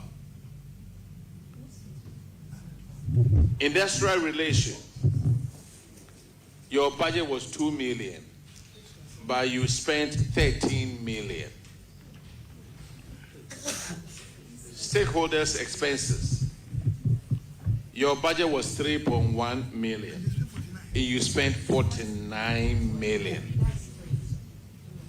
And you want to increase our tariffs. Publicity, your budget was 5.7, and you spent 21.8 million. Professional fees and subscription, you are supposed to spend 731,000 cedis, and you spent 1.5 million. Overseas travel expenses, you are supposed to spend 14 million, and you spent 29.8 million. Call center expenses, you are supposed to spend 23.5 million, you spent 29.3 million. So budget approval was for 144 million, you spent 333 million. That's excess of 189.2 million. This shows financial indiscipline. And the recommendation over here is that sanctions under Section 96 of the Public Financial Management Act 216, Act 921, should be applied to the officers involved. We also urge management to efficiently monitor and control the company's expenses. CEO, those managers who were involved, I'm recommending that they need to face the Attorney General for prosecution. Well, thank you for staying tuned with us. And I mean, if you heard what was being announced, you marvel. If we have all this money in this country and we still keep going for loans and grants, and all these monies is going waste. And this is not the first we are hearing from the Auditor General's statement. This is from the report of the Auditor General on the public accounts of Ghana, public boards, corporation, and other statutory institutions for the period ended. Okay, so this is ended 31st December 2024. So technically, this was for that period. Now, just ECG, one institution overruns its budget. And please, if you can display the infographics so we can actually see what was budgeted and what was spent, so we can see. So my team can help with the infographics. Yes. For foreign training, we were supposed to spend 31 million. We spent 9 cases that people who were not supposed to, had not been budgeted to train, were sent on training, or per diem all of a sudden ballooned, or people were accompanying to go who were not supposed to be part. What really went, or they were all of a sudden the training institutions increased their facilitation fee. Cleaning expenses, 2.8 million was budgeted for cleaning. It ended in 10.4 million. 2.8 was for cleaning, and then 10.4. Honorarium expenses, that one, it looks like we were spared a bit, 3.8 to 4.6. So just a bit of, let's say 0.8 million, 800,000. Hotel expenses from 9.3 million budget, only expense was 12.2. Staff fuel was 2.8 million was budget. What was expense is 7.9. 2.8 to 7.9. We all know that fuel prices rocketed, but it did not go up by 100% or 200%. So even if fuel prices went up by 100%, we are looking at 5.6. But this is 7.9. Communication expenses, 4.2 was budget, 7.9 is what was spent. Consultancy expenses, 40 million, 58 is what was spent. Industrial relations, 2 million. 13 million was spent on industrial relations. So, I mean, I would want to even, maybe if we'll have to find out the difference between IR and communication expenses, because for me, anyway, we'll talk about that one. The most ridiculous one for me is the stakeholder expenses. Who are these stakeholders? That we move from 3.1 million, and we actually spent 49 million. 3.1 was budgeted, and 49 was what we expensed. Professional fees and subscriptions, 731,000 was budgeted, 1.5 was spent. Overseas travel expenses, 14 million, and then 29.8. There's foreign training already, and then there's overseas travel expenses. There's call center expenses. They exceeded by, I think, 5.8, and then publicity expenses. So there's publicity, there's communication expenses, there is industrial relation, there's stakeholder expenses. All of these ones, KOFI, this was your government. Yes. Many a times, and we were saying this before we came on, many a times, and I heard the chairman for the Public Accounts Committee directing that the officers in charge of this should be held accountable. Many often, we start doing this, and all of a sudden, a politician is thrown into the mix, and then the real people who are doing this, because I tell people all the time that politicians come and go every 4 years, or tops 8 years. The people that stay put every time are the so-called technocrats and the civil servants. And if this corruption keeps happening, we cannot always say that it's just a politician. Yeah, I think we've made some progress as far as 2000. We didn't have a lot of laws. We didn't have the Procurement Act. So people were doing all sorts of procurements on their own, you know, without recourse to any lay-down processes. We didn't have the Internal Audit Agency Act. We didn't have the Money Laundering Act. Most of these acts were passed during the President Kufuor era, you know, because we copied from other developed countries, established institutions, and so on. And I think this delayed because of the many military interventions we had post-Nkrumah and the Second Republic era. So we didn't have parliament, you know, to give us the benefit of getting the laws to see to the, you know, use of public funds judiciously and all that. President Mills and President Mahama also came to add up to some of these laws. The PFM Act, for instance, the Public Financial Management Act, was passed during President Mahama's time, 2016. You know, so we've done well as far as the passage of the laws are concerned. The problem has always been the implementation. That is why we need to applaud committees like the Public Accounts Committee who are seeing to the implementation of the PFM Act. The ECG issue, I'm looking at it from this angle, you know, because they operate as a company limited by guarantee.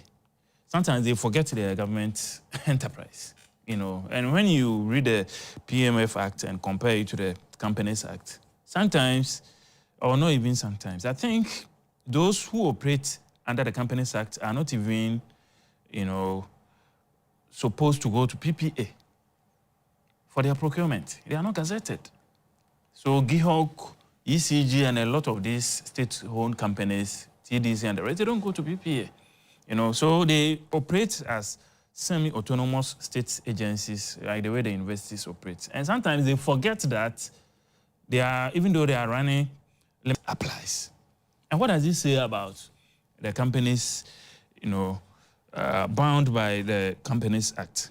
You know, they are supposed to prepare annual budget estimates in consultation with the ministry, their mother ministries and the Ministry of Finance. Do they do it? Sometimes they don't. They are supposed to spend only within approved budget appropriations, even though they are companies. you know. But because they are operating as companies, ECG, we are a company, we don't go to PPA, we don't do this, we don't do that. Sometimes they think they are private companies operating on their own. And also because they generate their own revenue. Because if you are getting funds from the consolidated fund, it is not easy. Everybody is competing for allocation of resources, road contractors and all that. But the energy ministry agencies, because they have their own IGF, because of the services they provide, whether it is MPA, whether it is BOS, whether it is ECG, whether it is Ghana Gas, they sell something or provide one service or the other, whether it is regulatory, like MPA, from which they get IGF. They have a lot of resources. And I think it is for this reason that, I don't know if it was during President Mahama or Akufo-Addo's time, that they tax every SOE to send their excess funds to a central account at the BOG. The first Mahama. The first Mahama account. So that the state will have the benefit of getting all those resources. Because you have money sitting in the books of some of these companies. MPA, cash, big. Most, if you read their financial statements and their assets and all that. Meanwhile, other parts of the economy need money to function. And because these companies generate their own resources, they think they can use it any way they want. They are supposed to report quarterly to the Ministry of Finance, even though they are limited liability companies. Because they are wholly owned by the state, they are supposed to file quarterly reports. Do they do it? Who is supposed to ensure that there's oversight? The various respective parliamentary committees in Parliament, the Finance Committee, they are supposed to ensure that these things are done. You know, they are supposed to be audited by the Auditor General's report. That is why their report has appeared in Parliament. You know, and sanctions are supposed to be applied when they flout these laws, you know. So it is good we are doing some of these exercises to ensure that companies which fall under the government are treated as state-owned enterprises. And it was also for this reason that President Akufo-Addo set up SIGA, which is the State Insurance and Governance Authority. Because before SIGA, most of the regular government agencies, you know, who are under the Public Services Commission, they operated like regular state institutions, the FDAs, the NCAs, and what have you, whose chief executive officers are confirmed by the Public Services Commission. But the state-owned enterprises, the joint ventures, and those that we have shares in, like the, what's the new hotel? The former Ambassador Hotel, what's the name now? Okay. Pitsky? No, the one in Kumasi. Lancaster. Okay, Lancaster. You know, we have about 40% shares in Lancaster. So it's a state-owned enterprise. So the SIGA brought on board the goals and all these companies that the states have interests in it. So even if it is 1% interest, the state has a say in it. And the SIGA Director General is supposed to collect reports from all these state agencies to make sure that they are going by the PFM Act and they report through SIGA to Parliament. But more often than not, they do not send the reports because they feel bigger than the State Interest and Governance Authority, the Director General. Because if somebody is sitting at MPA, ECG, you know, the books they are managing, their balance sheet, the size of their companies and the funds they control, sometimes it's more than bringing 5 ministries together. But, I mean, I get you. But for me, and these are all, like you said, they are oversight responsibility that's supposed to be done, it's not being done. Yes. But my concern is what again, I mean, you've spoken about moral, and maybe we might end up going your moral route this morning, but why would any CEO and his officers want to 100% overspend without wanting to seek approval? Yes, so I think operations of the companies, you know, the funds they control. Because the ECGMD is more powerful than sometimes putting 5 ministers. The chieftaincy minister, how much funds does he get? The environment minister, how much funds does he get? You know, it's less than 10% of the funds that ECG control. But the fact that you control a lot of funds doesn't mean you should not, you know, go by the laws of the country. We have a PFM. That's why I started by saying that before, you know, President Kufuor's time, we didn't have a lot of these laws in the public sector. He started, President Mills, Mahama, and then even Akufo-Addo added SIGA, PFM Act, and all that, you know. But let's see to the implementation. The fact that you control a lot of resources as a state agency doesn't mean, you know, and there's a lot of politics.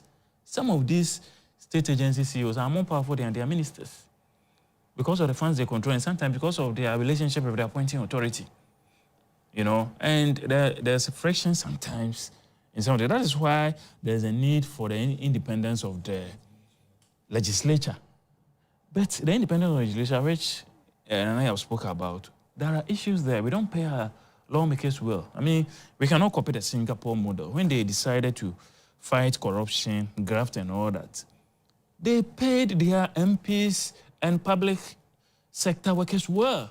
They pegged their salaries to the Fortune 500 companies, you know, of this world to ensure that if a technocrat is doing so well in the private sector, that same person will be comfortable enough to come in the Singaporean parliament to pass laws to ensure that he's checking corruption and working for the state. In our system, we have enough evidence to show that those who are even paid better are the better fraud thieves. So they didn't end there. So they didn't end there. When they paid them well and elevated their conditions of service, emoluments and all that, then they enacted laws to ensure that if you go beyond this, sometimes the punishment is capital punishment. That is what the East they have done. Right. And they have achieved it. So let's start by empowering our parliamentarians. Because if an MP is taking 12,000 cedis home, and because our society is very weak, the people are vulnerable and they depend a lot on politicians, how long can he go with 12,000 cedis? He needs to be on a board or get one ministerial appointment or the other.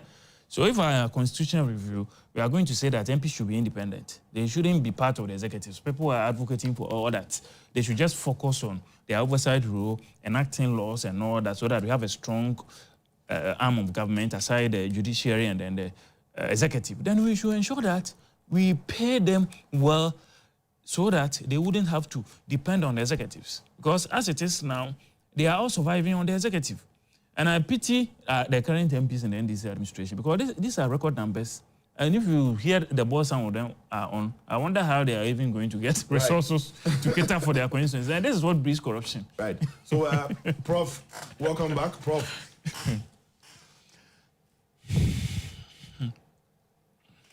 Hello, Prof, can you hear me?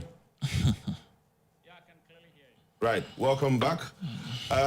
Prof, so this is not the first we are hearing of the Public Accounts Committee. I mean, almost every year we watch, we observe, we hear of the things that have been uncovered, losses, and we keep hearing this over and over again.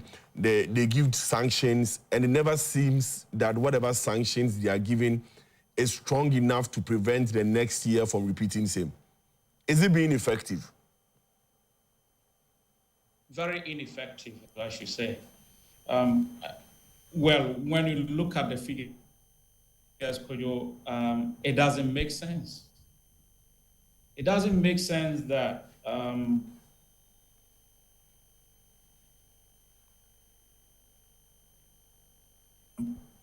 organization having a budget of 140, accounts committee will say it and interrogate people at the end of the day.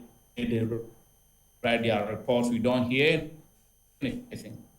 Sometimes they tell you go and say no more, and you cannot see the seriousness with which that public accounts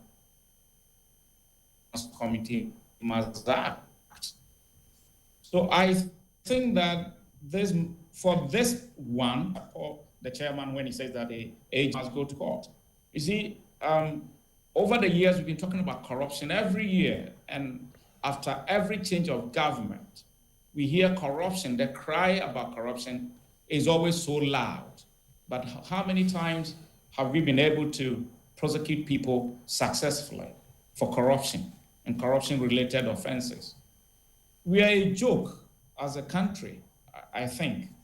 You know, if we are talking about Ghana's underdevelopment, Ghana's problems is mainly the issue of corruption.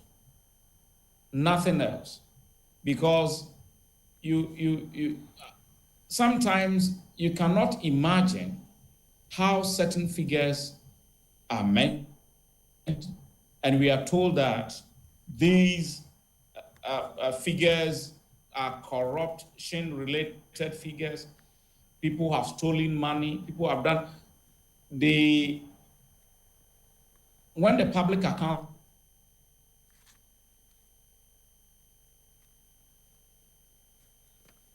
committee says, you know, they mostly look at the Auditor General's report. If we trace all of them and percentages of the so-called stolen money or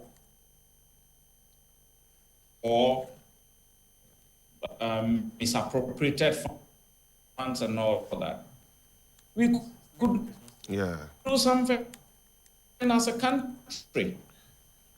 No, Prof, you see, Prof, can you hear me? We go to the IMF. Hello, Prof, can you hear me? And how much money do we borrow? We go for loans, organization. Hello? Can you hear me, Prof? Hello, can you hear me?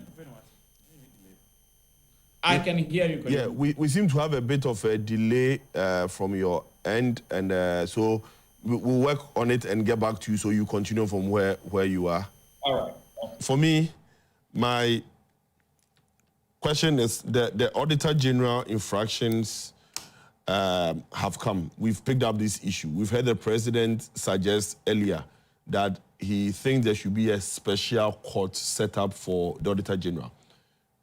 What do you think of that procedure? Would it be a court like the way we use? I mean, we had a fast-track court some years ago in President Kufuor's era, where we are taking such cases, because we don't want this situation where these people also now go and join the queue.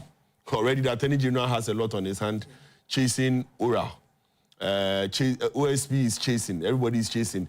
Then should we have the special court set up for these ones and just fast-track them? I think one cannot but agree and commend the joint effort led by the President, and which include the CJ and the AG. And we should go beyond that and also demand results. You know, as always, as everybody agrees, we will set up a system that seems very effective, but implementation or execution becomes the issue.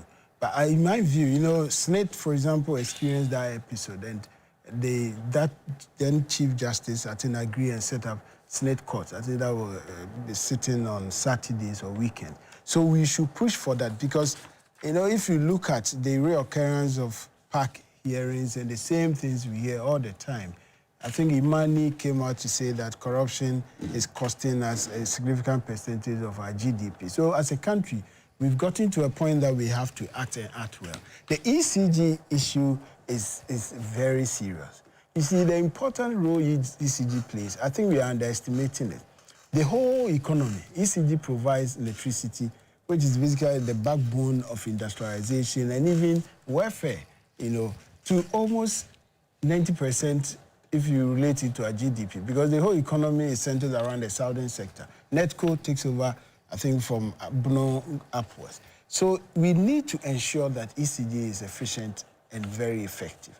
What accounts for these things? As we speak, this is a company that owes almost 68 billion Ghana cedis. And as a result of their operation, we have 35 billion energy shortfalls. You can't pay your key stakeholder institution, the IPPs. And now we are depriving service providers who are providing service to ECG to make sure that we pay IPPs. You do all this, and there are minor managerial and operational inefficiencies that you should overcome. For example, does it make sense to hold 80 different bank accounts? How do you, promote financial efficiency and transparency? I think that we need to go beyond just the talk and ensure that we are able to take them by the end. The appointing authority, I think, should have the courage to change the management of ECG. If anybody who, and this happened in an election year, and it should send a signal that it was election year, there should be a special audit. I think the Auditor General's audit, I don't think was forensic. We need to conduct a forensic audit into 2024 operations of ECG and ensure that those who were involved are brought to book. And we don't only bring them to book by taking them through the court. If their assets they've acquired, we should seize as a state. We should seize, dispose it, and invest it in our infrastructure. Because where we are as a country, it's not the best. People go to bed by eating once a day.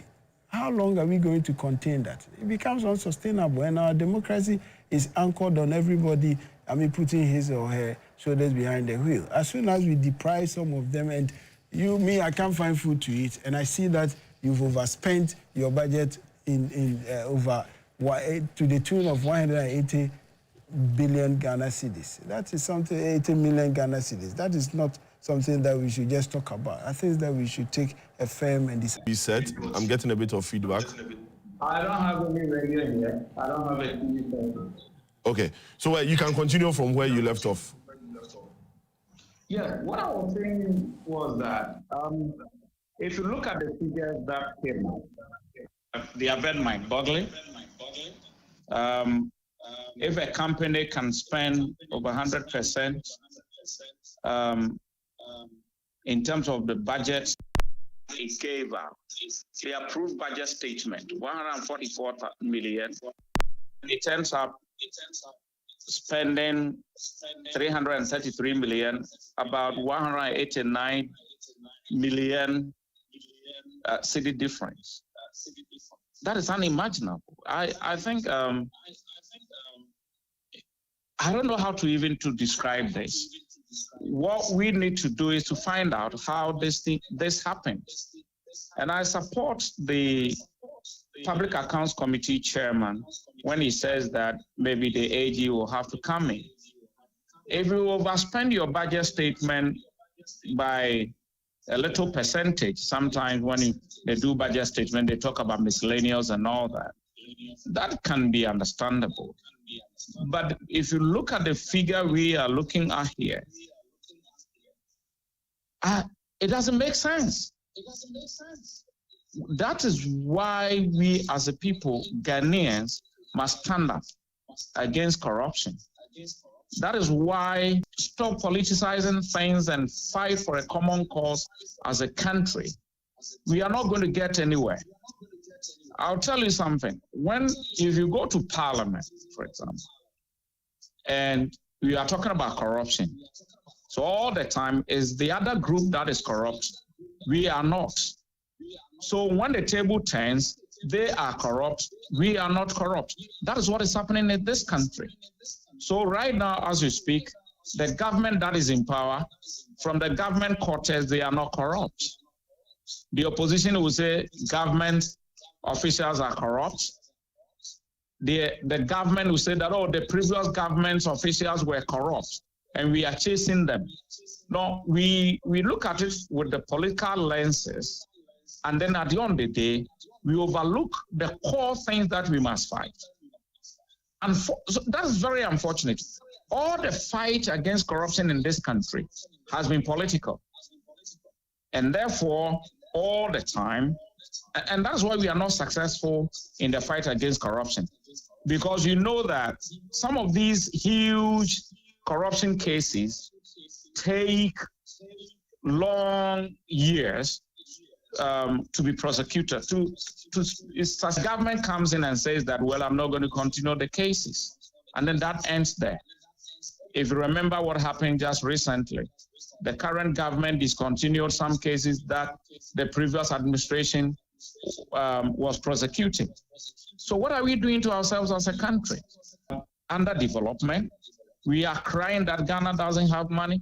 We go to the IMF, we go to the Bretton Woods institutions, we go to development partners for loans and all that, and then we come. And if you look at the amount of money that goes waste in this country, then you want to ask yourself whether we as a people are ready to develop this country as we want. And that is why sometimes some of us feel that, well, we've proved Kwame Nkrumah wrong. And Nkrumah said that if you give the African the chance, the African can manage his own affairs. Sometimes some of us feel that we cannot even manage our own affairs. Because if you look at the amount of money that goes waste all the time, over a period of years, you realize that we are rather killing ourselves, we are killing this country, and then we are going in circles, always crying about corruption, and here we don't get anywhere. Yesterday, I was talking to a friend about this ECG issue about the spending. And he passed a comment that I wouldn't like to pass here, but he was trying to say that, well, these are some of the things sometimes military interventions happen. This is a democracy where people have the right to take people to court. The courts come in, the prosecution takes place, and we don't get any results. When you do that, you are giving the people opportunity to feel that democracy is not good. Democracy cannot help us. A lot of people complain about this. Of course, this normally, if you get a military government that is serious about development, these things cannot happen. Of course, that is not always 100% as well. But I feel that these are some of the things that go against the idea of democracy. You know, in recent times, young people feel that democracy cannot serve us well. These are some of the things we hear all the time. We are not investing in the things that will develop us as a people. People get positions, people are appointed to high positions, and all that they do is to misappropriate funds, misapply funds, steal. By all means, they have to make some money for themselves at the expense of the state interest. And I think it's something that we have to look at as a people. And the ECG is always complaining about they have to increase tariffs because they owe billions of cedis, Ghana cedis. And yet, look at what we are spending here. It doesn't make sense to me. So for me, I think we must do more. The Public Accounts Committee has become some kind of a formality. They sit, they identify all the loopholes, they talk about them, and then at the end of the day, we don't hear anything. For the first time, let the Public Accounts Committee make sure that somebody is successfully prosecuted for something that is wrong.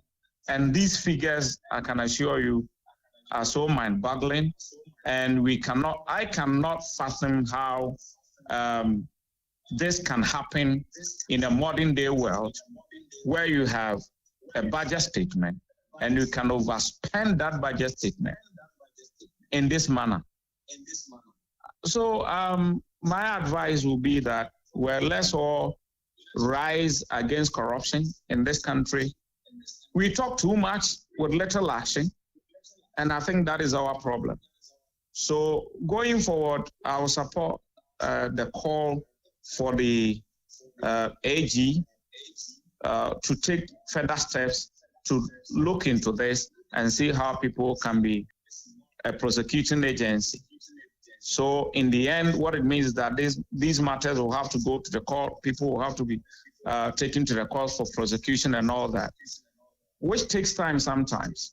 But I think we must see for the first time that some people have gone to the Public Accounts Committee. Some infractions have been identified. These people have been taken through the right processes and been taken to court, and they are being tried so that at least people can begin to develop the confidence that our democracy lacks. We lack especially young people don't have that confidence in our democracy. Research shows. And recently when I was doing a research, and when the coup d'etat took place in Burkina Faso, Mali, Niger, and some other places, somebody was like, oh, on social media, the commentary from people, well, Ghana should be next. And I'm like, so what is happening here? What it means is that if we are not able to take the right steps, take people through prosecution when they are found to be corrupt, they misapply funds, they misappropriate funds. If we don't take them through the right process for people to feel that, yes, democracy is the way we need to go, and therefore people should develop the confidence that they should have. We are not going to get anywhere. So for me, what I will say is that let us go through the prosecution. Let the AG come in, take this matter up, and let's see where we get to. What we are doing is gradually we are killing our democracy. Right. We are killing it, and one day, if we are not careful, you stand up, and then is a new story altogether. Okay, we cannot go back. We cannot go back to the 80s and what have you. Prof, we pray and I hope. feel that committee. Okay, Prof. Thank you very much, Prof. We hope that we do not get to that point. But Honorable, there's something that he said that I don't know. You know the Public Accounts Committee, because it's a committee of Parliament, its responsibility is more to investigate, to report on public expenditure, to summon witnesses, for them to produce evidence, to conduct inquiries and hearings, and then also to probably make recommendation for corrective action. It does not have a power to prosecute or to pass judgment. Should we come to a time where this responsibility is taken out of Parliament and probably have a commission which has the powers of a high court, where when you come, we can pass judgment on you there? Oh, I don't think there is the need, because it is in the Constitution. The powers given to the Public Accounts Committee is inside the Constitution. Unless we change the Constitution altogether, it's supposed to be there. What they are to do is exactly what you said: investigate, interrogate, and if there's any criminality or somebody who has misappropriated government funds, you hand him over to the Attorney General. It is left with the Attorney General to do his work, to ensure that the person refunds the money, or refunds and go to jail, or go to jail, whatever it is. So I think the way it is standing, we just need what we call implementation. And that is what they are doing now, exactly that. And I think that it is yielding results from them. If you investigate, if you inquire from them, yeah, they are getting people to pay back some monies and then the rest. The issue is that this one was too much, out of range. Gargantuan. It was out of range. And for me, I'm even worried, because we are now yet to hear from, because if is this one, we are yet to hear from BOC, Barco Trust Fund, the Ghana National Petroleum Corporation, Bui Power Authority, NPA, Energy Commission, Energy Fund, because these are all the ones under Ministry of Energy. We just said the first one is ECG. So ECG is where they are. There's about, I think, 13, no, in fact, there are 20, under 22 under. So now they've just started with number 1. So if this is how number 1 is going, then the others. So it means that it tries to tell us that people other than politicians are partly to blame for the predicaments we have in Ghana. And if we don't take stringent measures, like my colleague suggested, making sure that parliamentarians are taken care of, like the way in Singapore it is, if you attempt taking just $1, all your lifetime savings, everything is gone. If that is parliamentarians are in boards and all those things, yes, they must be in boards, or else you can handle the constituency. It's one of the moral issues that we are dealing with. But if they are actually taken care of and it is said that, look, we are giving you this to make sure you handle this, don't commit any blunder. If you commit it, your punishment will be worse than any other person. I'm telling you. Kwadwo made the point that if you take Senate, if you take Cocoa Board and the state banks, some are collecting over 50,000 CDs, have all the pay. And yes, still. For example, ECG MD, for example. Because he knows if he comes to Public Accounts Committee like he has come, he can go free. But you see, the MP will not have even... There's no research or anything where that shows that high-paying salary overcomes greed. Greed is greed. A selfish person is a selfish person. So we need a more holistic approach. What I've learned from other countries that have been able to reduce corruption to its barest minimum is teaching people good morals from the beginning. It's not the law enforcement. But Honorable, you see, we are bleeding. The patient is bleeding. Let me come. What Kojo is asking is that we need, yes, for the long term. And later we can have, you see, we can have a spaghetti bowl of policies to address our corruption issue. For now, but immediately we need to prioritize. Right. The key thing is that there should be a personal conviction of Parliament as a whole to say that we are not being efficient and effective because we don't have conditions of service that empowers to do so. That shouldn't be the case. Regard, no, I'm saying that is the immediate. No, we shouldn't be blaming conditions of service alone. I'm saying no, but it's a factor, and I agree with you. So we have to be very objective in dealing with our own problems. Because everybody knew the conditions of service. Look, before going to Parliament. This, my brother. You know how many times he's been fighting to go to Parliament. Everybody knows the. Yes. Everybody knows the conditions of service before going to Parliament. We all want to go to Parliament to serve. And if Parliament becomes premise twice, and he knows why I'm not getting Parliament. And you are doing all this for 12,000 cities. Oh, that's what you're asking. That's the point you're asking. Well, there are other incentives, like getting the opportunity to become a minister to be able to serve your nation. We need to change that. No, don't put salary. So let me talk on ECJ. Let me go back to ECJ. Yeah, what he asked me, I've told him what we can do. But I am surprised because of the way ECJ provides services. Your services are not that very good. People are not happy with you. And you are overspending your budget in issues that would not even help to improve the service delivery to the people. Stakeholder engagement. You see, that is where the problem is. I think that unlike the other state agencies like National Health Insurance, that we have what we call budget allocation to limit them in using money for non-core functions. I don't think ECG and the other non-government, they have it. I don't think government-owned companies, they have it. We must try to put some control measures in it that, look, for your administrative work, you can't spend more than this on it. Yeah. If it is done like that, like the National Health Insurance and other state agencies, I don't think they'll go and be doing this. Look at what they've written there, training. 91 million, they were supposed to spend 30 million, and you spend 60 million above it. Let me tell you, rain falls right now and lights are off. So what training are they doing? Is it book-long training or technical training or technician training or engineer training that you spend all this money every year?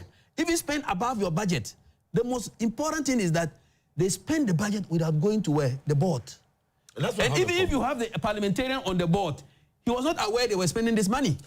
This is an insult to the Public Finance Management Act. Yes. And they must be dealt with properly because, look, they said that you can spend the money, but you must go to a board if you think you want to overspend. Sometimes they give some 5%, 10% contingency allowances for you to spend in case there's anything. But what motivated you to increase your committees? Communication and publicity and expenses, what is the difference? You just see that one is adverts, one is hosting events and sponsorship, and one is going around the places to do advocacy. Yes. They are different. Hey. You see how you are justifying it for them? Yes. But all these monies you spend on non-core duties, if they are spending it on core duties. In the stakeholders, I want to know who the stakeholders. Because we are a stakeholder. I don't know the stakeholders, so let's verify. Yes, I want to know. Maybe they are giving us one city that we are not aware, or maybe I don't know. So in a nutshell, I think that this behavior of these people who have been entrusted ECG to manage have really fleeced the country, have really drained the country by spending so much with regards to the laws of this country, and they must be dealt with, given to the Attorney General to deal with them. I think the Public Accounts Committee is doing a very good job this time, and let me commend them for that openness. They are non-partisan. If you see the way they are working, they appear to be non-partisan and working very well. So my last question on the ECG to Doc Jalilu. Doc, Honorable made a statement that the impunity with which we are doing this and we're not seeking board approval. And I'm a bit confused. My understanding of corporate governance is that institutions, probably on quarterly or biannual basis, report to the board, send reports. Is it a case that ECG never had a board meeting throughout the whole year to report on their financial deliverables or their finance? I'm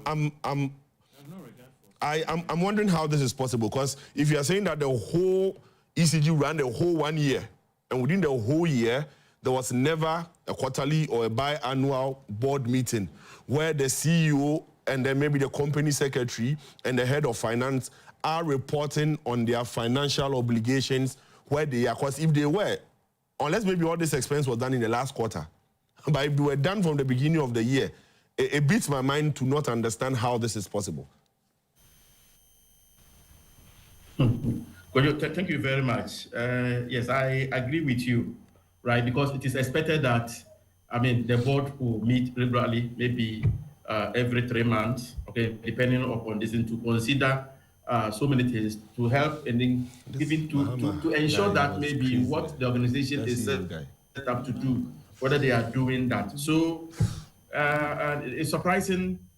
I mean, when I read about the fact that they are able to, in some instances, they are able to bypass the board and then approve some of these deals. It's surprising because it's expected that, I mean, that's what the board should do.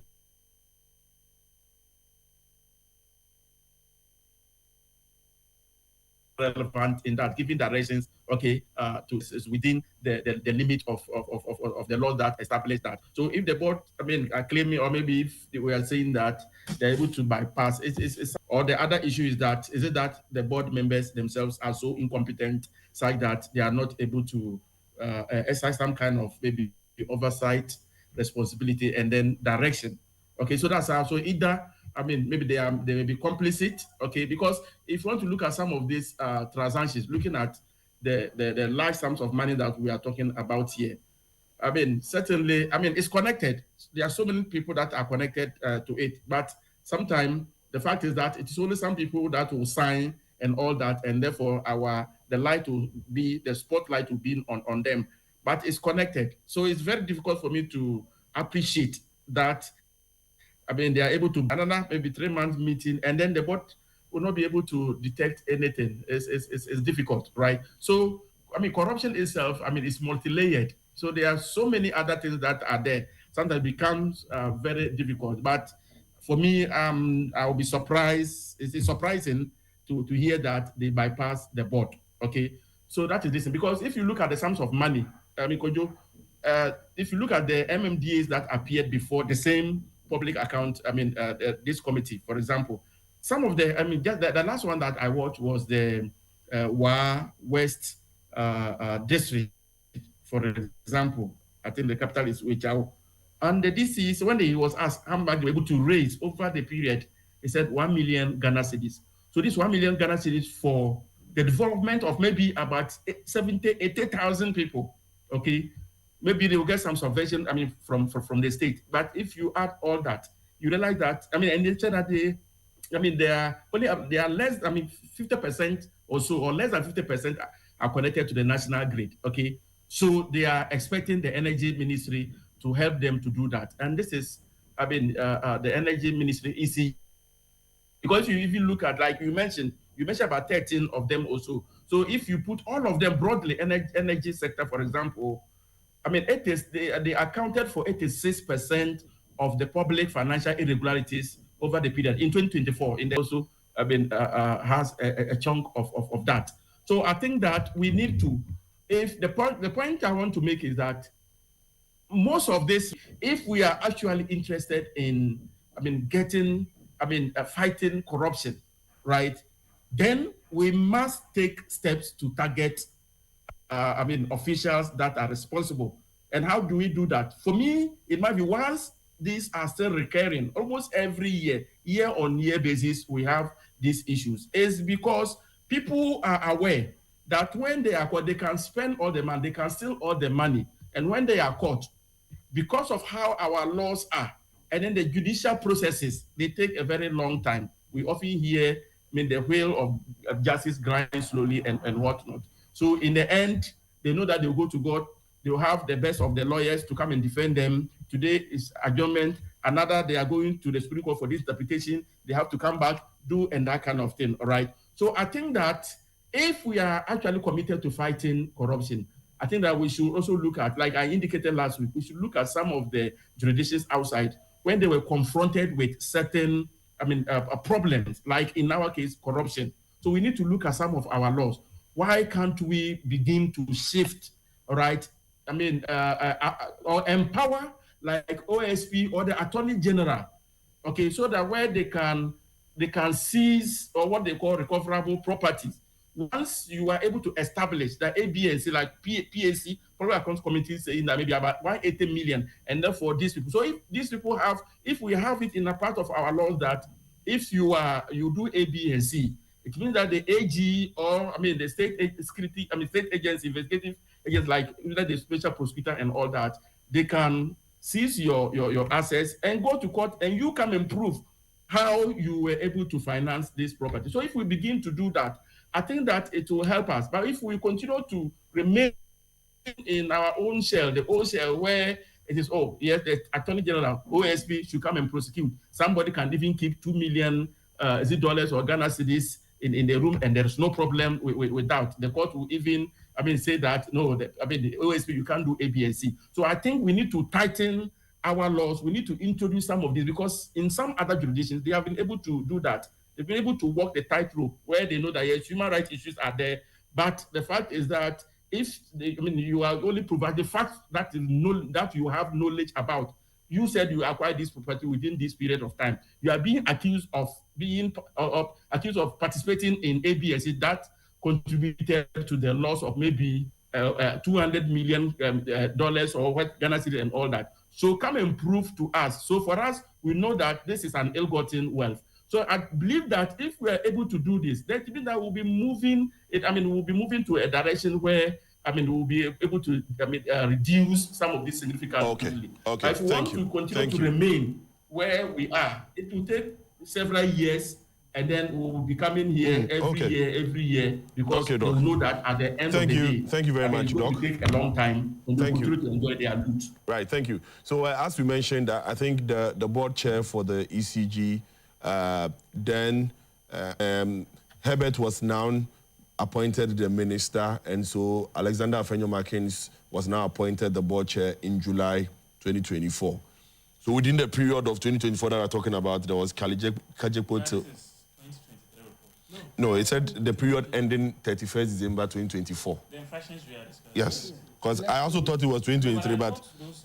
Because when I read the report, the cover page is a report of the Auditor General on the public accounts of Ghana, public boards, corporations, and other statutory institutions for the period ended 31st December 2024. Yeah, they don't have so backlog. Yes. Yeah, election year. So this is election year. So the board, the three people they don't go into elections. So.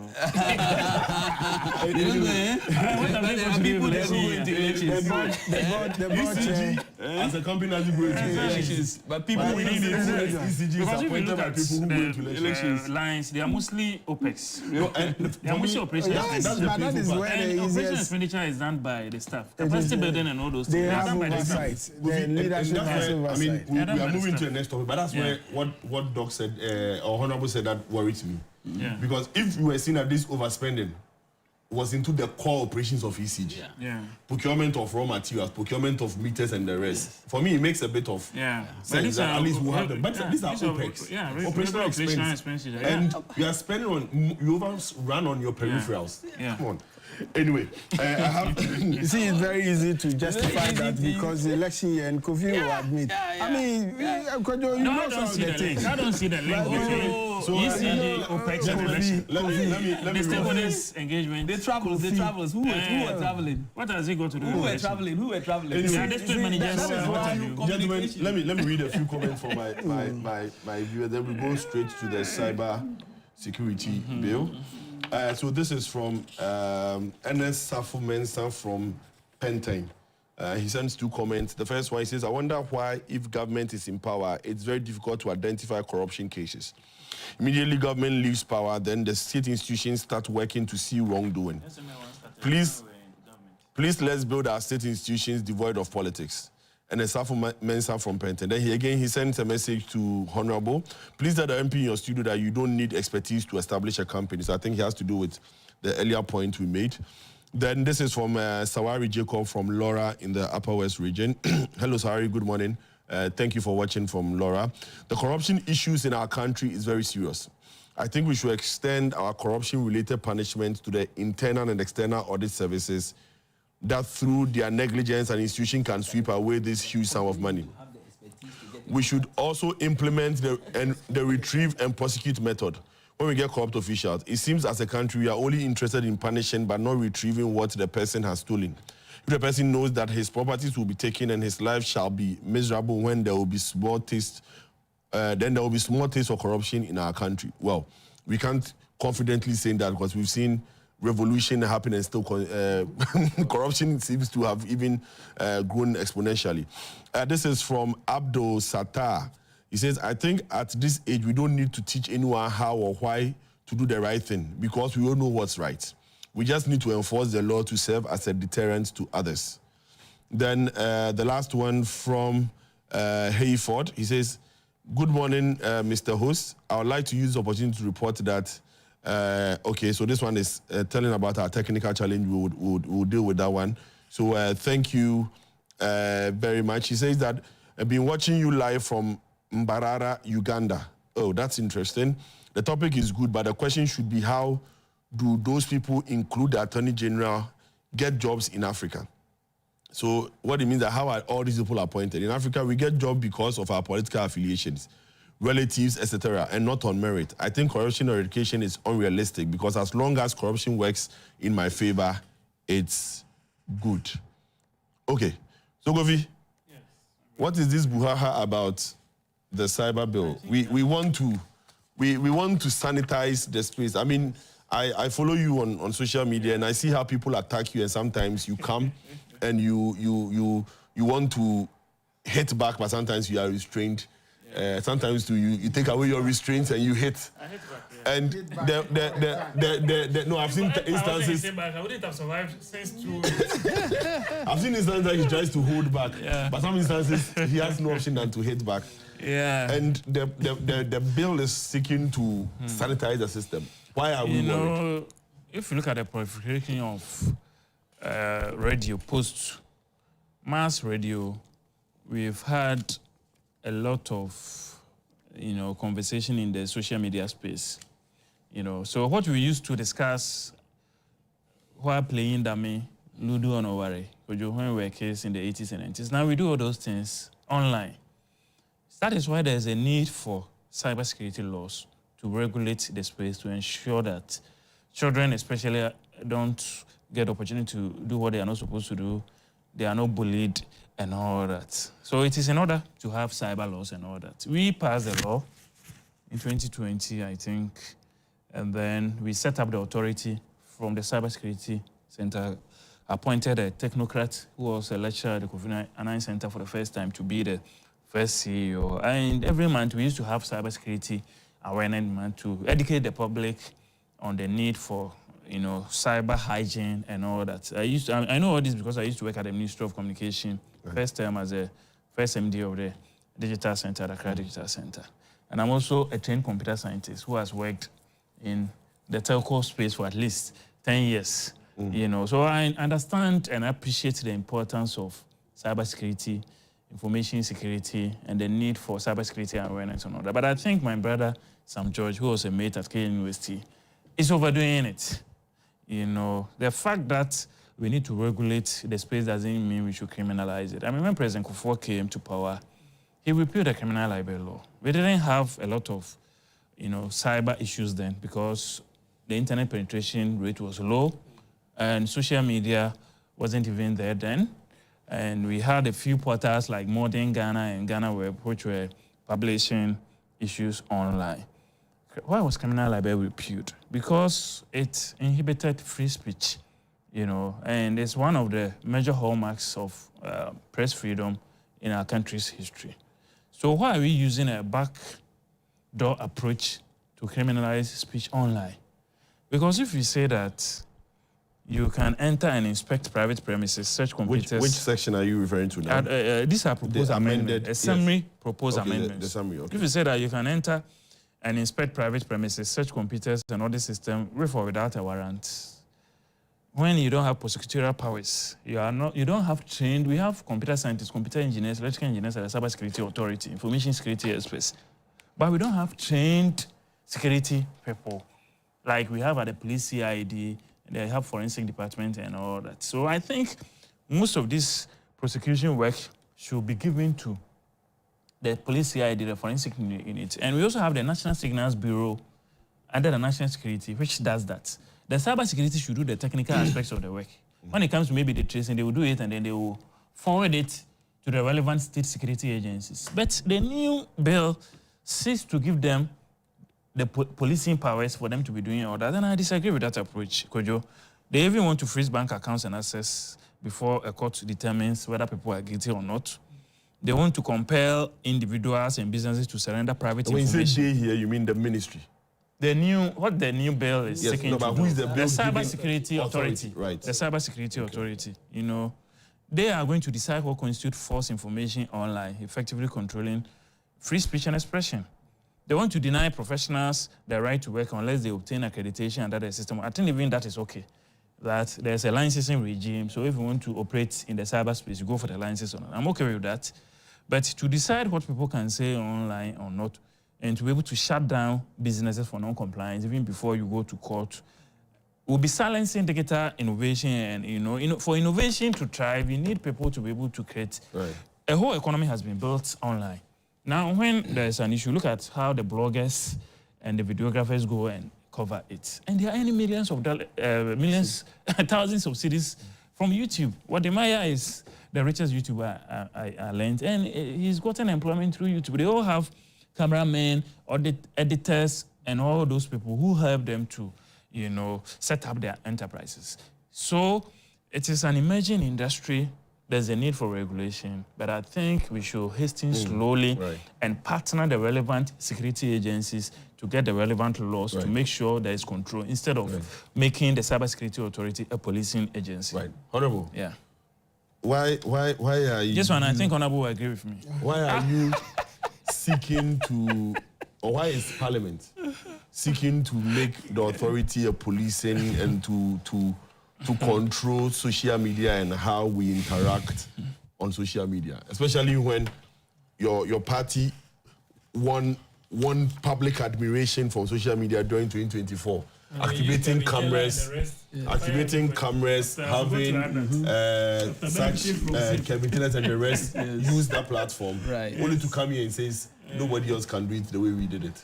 Oh, thank you very much. It is not Parliament that wants to block the people from this. It is an act that existed, that was passed in 2020, that he himself agrees that we need to regulate, but we should tread cautiously. What we have seen in the social media, in the news, is that they are coming up with some proposals, and they've thrown it to the public to look at it and do as he's doing. Criticize what you want to criticize, accept and applaud what you think it is good in it. Then when it now comes to Parliament, Parliament does not work without consulting the people. We'll definitely do some consensus building, consensus engagement, and then we'll then arrive at which one is good and which one is not good. And at the end, we'll pass a law that majority of your representatives in Parliament has approved, then it becomes a law. So for me, what you are reading out now is not yet a law. It's a proposal. And you can call Sam George, you can call him and also give your views. You can express your views like you have expressed here. So to say that law in Ghana is 100% accepted by everybody and good for everybody. Yes, good law. But we have to accept it because that's what the generality of Ghanaians want. If at the end, we, the representatives of the people in Parliament, read all these proposals and think that, look, none of them is good for Ghana, we are representing the people, we'll throw it away. If we see that, look, some of them, we need to tweak them, tackle them to suit our condition, our traditions, our everything, to make freedom of expression 100% or very acceptable, we will tweak it. If it is that there are some clauses that they've brought or suggestions they've brought that we think will stifle communication and stifle what we call media freedom of speech, then we'll look at it and definitely withdraw it. I don't think the opposition in Parliament will sit down and look at it. Even people in NDC, because as you have said, we benefited from it. We use social media a lot, activated cameras and all that. But I don't think this is against people like Maya he's talking about, because it is against those who are forging information that are causing tension using social media. people have spread information in this country that we know the information was not accurate. They have accused people forcefully. So I think, yes, let me say, we'll look and then pass a law or amend it in a way that it would be beneficial to everybody, both blockers, both consumers, and all Ghanaians, and even government. Yeah. Okay. Because I know you are running out of time. Just to add, I think that I share the views of the two speakers. To add that, I mean, as Honorable said, the context is clear. If you have proposals, counter-proposals, you have opportunity to submit either through your MP or directly to the ministry. For example, I am appalled that the new amendment is seeking to raise 30% levy on IT professionals. I think that is uncalled for, and it's something that I will personally work with our team to submit a counter-proposal to that. It shouldn't.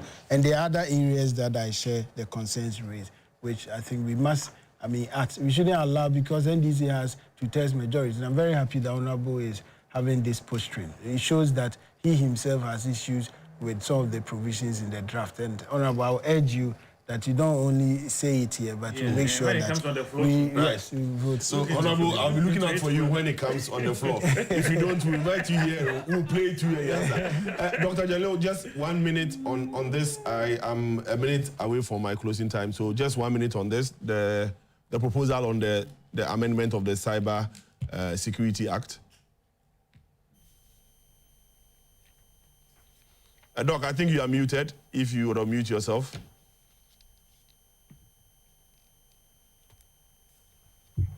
All right, thank you very much, Kojo. I agree with my colleagues there, right? So, because the issue here has to do with freedoms, okay, and then cyber security is very important, as the MPP man said, right? It's very, very critical, okay? So some of us have experienced bullying and all that, because you speak on radio, you speak and listen. But the point is that we are talking about civic rights, framing. So it's important that we have a good balance. So in its current form, right, from what I have seen, I think that it's turning Ghana's digital democracy into a monitored one, where citizens speak under watch, and we do not want citizens to speak under watch. Citizens should speak, in freedom, right? So I believe that should be the import, okay? So whilst it is relevant that we ensure some kind of sanity, okay, if you look at the bill, a number of things need to be, defined clearly. For example, what is false information? Okay, so if, and it is giving the minister the powers to be able to determine, or is expanding the minister's role, and also the cybersecurity authority. And I think that we need to look at a number of issues there. So the issue that CEOs are raising, the media people are raising, and all that, I think that Parliament should look at that. Okay. And then so that they will have revision, so that doesn't trample upon upon our rights. Right. Thank you, Prof. 1 minute. Your take on the cybersecurity, the amendments.